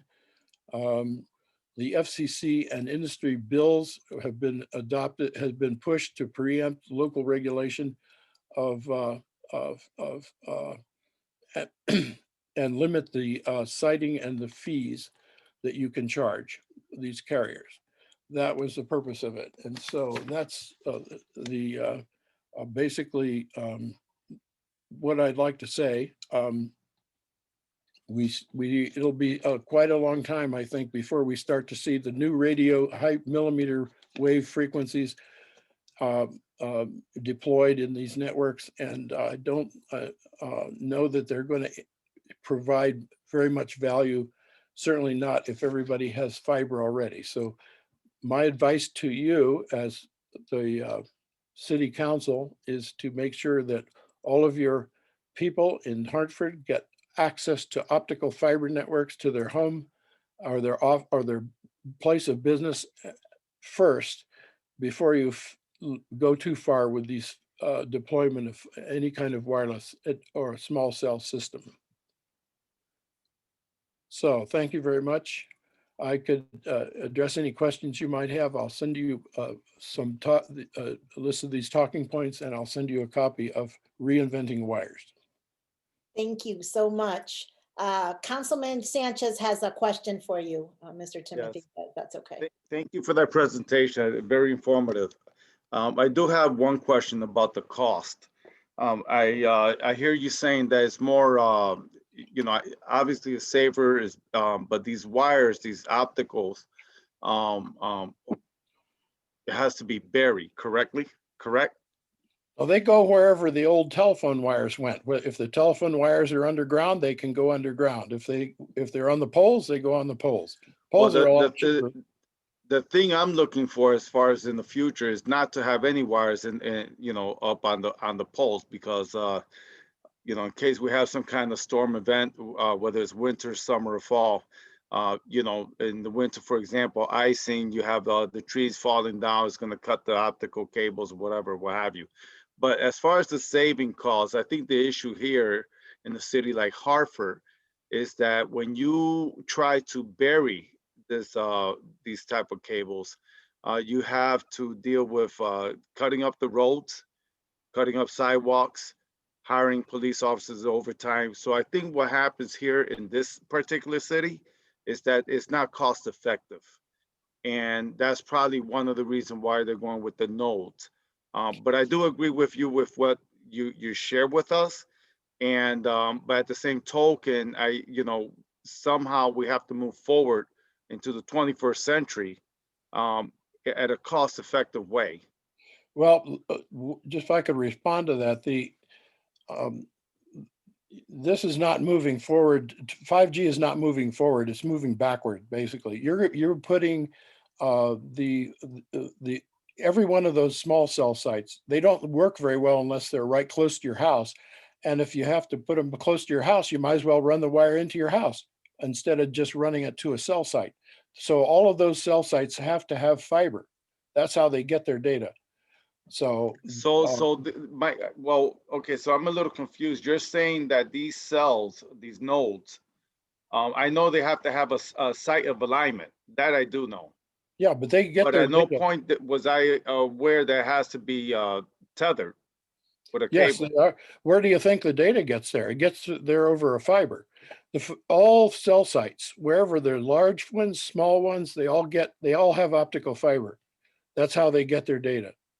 And so they're connected to the fiber network. The entire internet worldwide runs on fiber, doesn't run on wireless. Wireless is just the last few hundred feet of the connection, or the last 100 feet, or the last 20 feet, or the last 5 miles, depending on what kind of wireless you have. The 4G wireless works about 5 miles, or maybe better sometimes. But the 5G, the small cells only operate, especially if they go to the true 5G, it will only go a few hundred feet.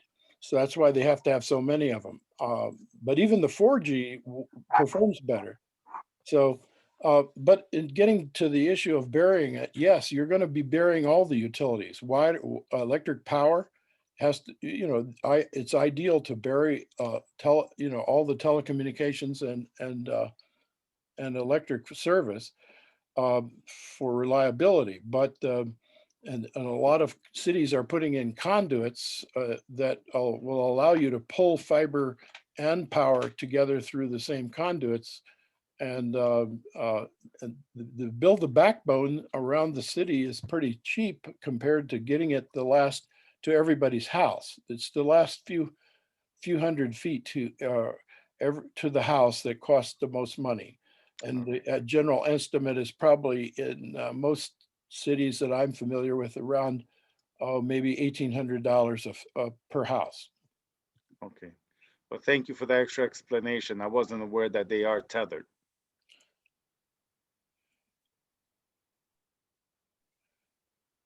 Thank you, Mr. Timothy. That was very informative.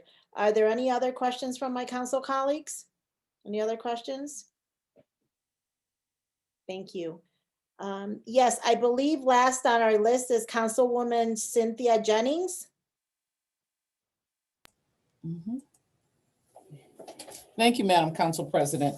And I want to thank all the other speakers that came and presented for us. It was an extremely informative evening. And I'd like to thank the council for actually allowing us to have a COW meeting on these issues so that we can actually get the information out. So many people are not even aware that that 5G is being spread out in the city of Hartford. I believe there's 314 applications that have already been approved, and many of them are already up. However, let me just say that, well, first of all, my name is Cynthia Jennings, and I'm actually an environmental attorney, and I'm also a civil rights attorney. And I've been very much involved in the issue around environmental justice and environmental racism in the city of Hartford. And right now, we have so many people that are being affected by this wireless network. And we've had, a couple of different versions on how dangerous it is or is not. However, we don't want to err on the side of harming our constituents, our people.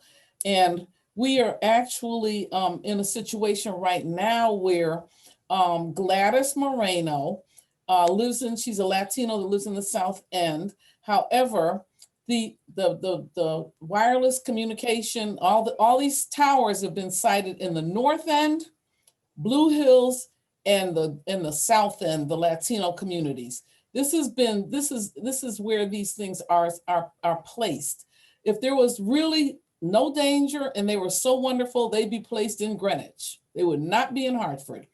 And in terms of Hartford having or Verizon having the fastest 5G network in the world launched in Hartford, we have to be concerned about the fact that we have very dense populations of people that are affected more severely and dying at a higher rate from COVID. Why? Because we have incineration going on. We have so much pollution going on in this city that our people are unhealthy to start with. The last thing we want to do is expose our people to a higher level of radio frequency. I currently represent Gladys Moreno on the in front of the Public Utilities Regulatory Authority regarding her opposition to 5G. And I do this because every one of us needs to know that we have people that have our back, and that the information that we need to have is there at our fingertips, and that we are not being harmed by something that's being placed in our neighborhoods. So right now we have situations where, even as we leave tonight, people are still going to be confused about whether or not electromagnetic radiation is dangerous or not. But it is the same as you opening up your microwave oven and walking in front of it. No one does that. And no one wants that kind of thing going on in their homes. My mother had brain surgery and she had pins in her head. She couldn't be 50 feet from a microwave. We could not have a microwave in our house. People with pacemakers cannot have those microwaves. These things, and there's a lot of people that have electrosensitivities and a lot of people in our community. So we have to recognize the fact that we have a responsibility as leaders, as environmental leaders, as council members, to take a look at the fiber, the fiber option that we have, and also to recognize that for years, the city of Hartford has been putting in fiber optic cables. We are cabled beyond belief in this city already.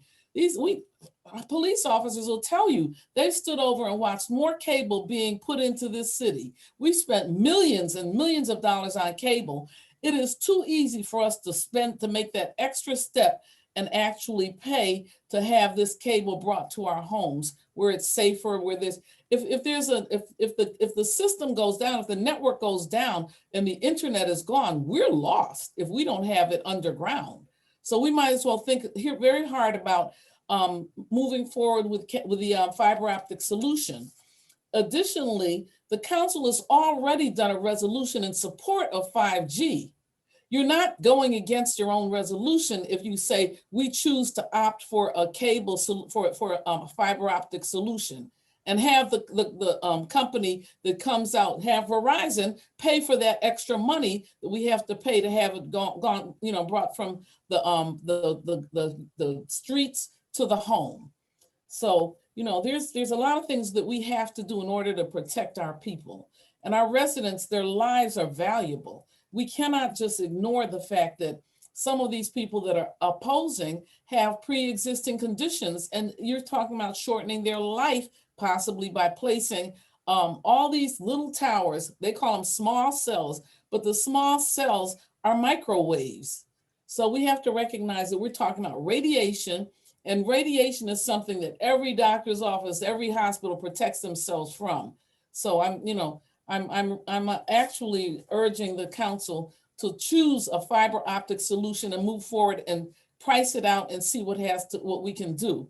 No matter what happens, we as taxpayers are going to pay for the structure, the infrastructure of this system anyway. 5G is not being paid for by the companies. The taxpayers are paying for this. And given a choice, it's probably going to be a better choice to have us actually have a fiber optic cable or a fiber optic solution to this situation, so that we can make sure that our people are not radiated any further, and that they have the option of having a safer and less accessible system. So that was all I wanted to say. I was going to give an update on the where we are right now. I'm representing the petitioner, Gladys Moreno, at the Public Utilities Regulatory Authority, and we've written a brief. We've already gone forward, and we're recommending, or my client through me is recommending that PURA reject their application, and that they reject their application because they have not provided any coverage maps or proved that there's a gap in service. There is no gap in service according to PURA's Verizon's engineer. Verizon's engineer made a statement that the reason they did not provide proof of or evidence of gaps in service, which is the only reason they can ask for a small cell tower to be sited, is because there is a gap in service. There is no gap in service, and they stated that there's no gap in service, that the reason essentially the reason that they are moving forward with no coverage maps and no proof of gap in service is because what they're doing is rolling out a new service. They're rolling out 5G wide broadband. So because they're rolling out 5G broadband, they didn't have to prove that there was a gap in service. However, the application that they put in for was based on a gap in service. And if that's it, then as far as I'm concerned, PURA should and will and could and should actually reject their application just on that. They also treated these small cells as if they operate independently. They do not operate independently. These small cells work together, and they send beams in through the house. The beams come through the outside of your house, inside your house, through your body, into your phone, or wherever it's going. So you're talking about beams of, not just one beam, but it takes sometimes 3 and 4 beams from different towers radiating into your house in order to make your phone ring. So you might have a beam coming from behind the house, another beam joining from the front of the house, and all these beams go straight through your property, straight through your house, into your home. And when they go through your body, don't tell me that you don't think that there could possibly be some kind of harm to your body. So I think that we need to not ignore the experts. We need to be very conscious about taking information from industry, people that are being supporting their finances and supporting their projects by going out and taking a study from the 1920s and using it. We didn't even have 5G, 4G, 3G, 2G, or 1G in the 1920s. So we have to be careful how what we take as fact. And also we need to make our own decisions. And also the other thing is that these cells are not designed to be where there are dense populations. Why would they put this type of equipment in a densely populated city that has so many health disparities? And I think that Sharon Lewis talked a little bit about that, but I think we need to be aware as a city council that we don't want to violate the rights of the people. And we want to make sure that we do have 5G, but that we have it safely. I mean, I know the courts require that you have a hardwired computer. They don't even trust the network. And if you lose all your equipment and you don't have a hardwired computer, you can end up getting disbarred. Lose all your equipment, lose all your calendars and things. So, I mean, right here in my office, I have a hard wire, and I just switched offices. I still had to have a hard wire system. So I think that we need to bear witness that the whole network can go down at any given point in time. And if we build in something that's secure, safer, and better for the people, faster, less, more cost efficient, I think it makes more sense to do that. But thank you very much for the time. I thank you very much for your consideration in all of this. And I urge you to at least, pay attention to what the experts say and really move forward and try and do something that's on behalf of the residents in this city and taking their health disparities into consideration as well. Thank you very much, Madam President, for allowing us to present and allowing us to have the COW meeting. I think we took a while, but I think we had enough information that I think all of us are much better educated than we were at the beginning. So I thank you very much.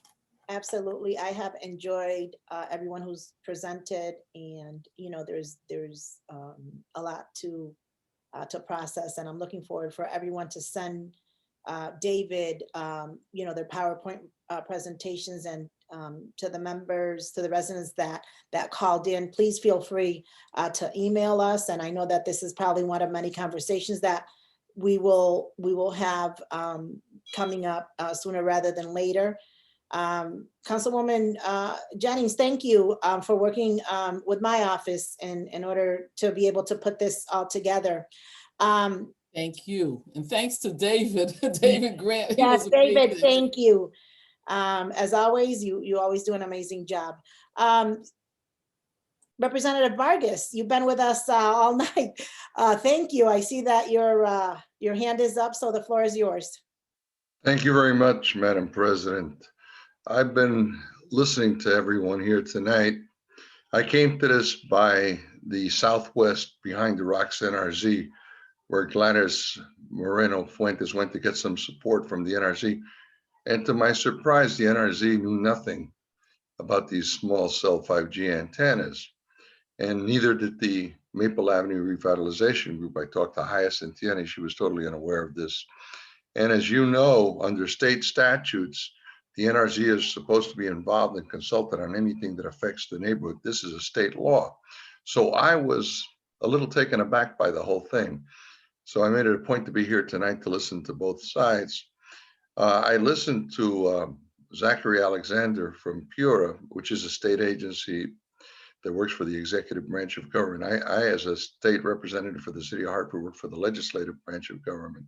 But frankly, I felt that I heard like what was more a PR presentation from PURA. And I wonder where that information came from. Maybe it came from industry, and not much real original thinking on the part of our public utilities regulatory agency. I was very disappointed in their presentation. And I was also disappointed in the presentation of David Maloney, and also the presentation of Eric Swanson, who brought the science and schooled us on heat and how if we feel a little hot under the sun, we can just go under the shade of a tree, as if we were able to escape microwaves in our homes by moving to the shade of a tree. I found myself questioning this because I served on the Children's Committee, and I would always ask people, why are we putting carcinogens in baby food that mothers are feeding to their babies? And I would be schooled by scientists from the industry who would say to me, well, Representative Vargas, you got to realize that that was an experiment with mice, children, baby children. Human children are different from mice. And besides, that study was with 1 micron. This was 0.5 micron in the baby food. And I said, well, why is it in the baby food at all? Well, you know, it extends the shelf life. So instead of lasting a couple of weeks, it'll last a few months. And this saves money for industry and keeps the shelf life longer. And I said, well, you know, how come you don't list these carcinogens on the list of ingredients? And they would tell me things like, well, you know, we don't want to scare people away. I said, well, a mother has a right to know what she's feeding her baby. And so I'm not impressed by these people that say that they're scientists for industry. They're normally on the payroll of industry and say things they have to say. We all remember the tobacco industry had scientists and doctors that told us tobacco was safe for decades. But I do appreciate the presentation that I heard from Frank Clegg, who worked for Microsoft Canada. I appreciated what Dr. Heroux said. I appreciated what Tim Shuckle said, because they're coming at this from a different point of view. They're coming at a point of view of telling us what they can do to protect people's health and how we should be precautionary before we rush into things. I've always heard about the fibers and how they're superior and how they were the future. And I don't know why these fiber optics were abandoned, or why they're not abandoned, obviously, because they seem to run the entire system except those last few feet to the resident's home. That doesn't seem right to me. We've always had line telephone wires. We had them until very recently. Every home had a line telephone wire that could be substituted for one of these fiber optics cables. And if we are going to bury the electric cables, someone said, one of the presenters said we could bury the fiber optic cables along with the electric cables when we do that job, so they could both be done at the same time. I don't know what the costs are involved, but I know that I've been educated. I want to thank the council president. I want to thank all the council people that decided to sponsor this meeting. I want to thank all the presenters, including those from industry. But I'm left with more questions than answers. And I think it's important that when I get back to talk to my colleagues up there at the state capitol, that all of us have to be educated on this issue, because it's such an important issue. I'd like to tell some of those people that don't think that that this is dangerous to see how they would like to stick their head into a microwave oven and keep it there for a few minutes. I think this is dangerous. I'm convinced that the speakers that spoke to us in the last portion seemed to be more sincere and honest than those that spoke to us in the first portion of this meeting. So I'm going to be pursuing this issue, and I thank all of you on the council for inviting me, for giving me the opportunity to express myself. But frankly, I'm very disappointed with the state of Connecticut's PURA system and what they're doing.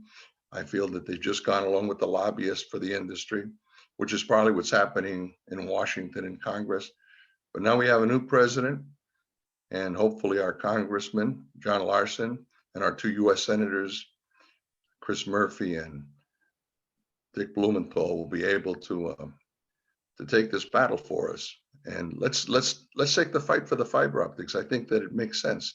I think the science makes sense. And I think we should be precautionary when it comes to our people's health. So thank you very much. And, thank you for the opportunity of speaking, Madam President. Thank you for being here with us tonight, Representative Vargas. I want to thank, again, the members of the public, all the presenters, my council colleagues. I've been on council for a year and a half, and I have to say that through this pandemic, we've done all great work. Gladys started talking to, I believe, almost all of the council members here.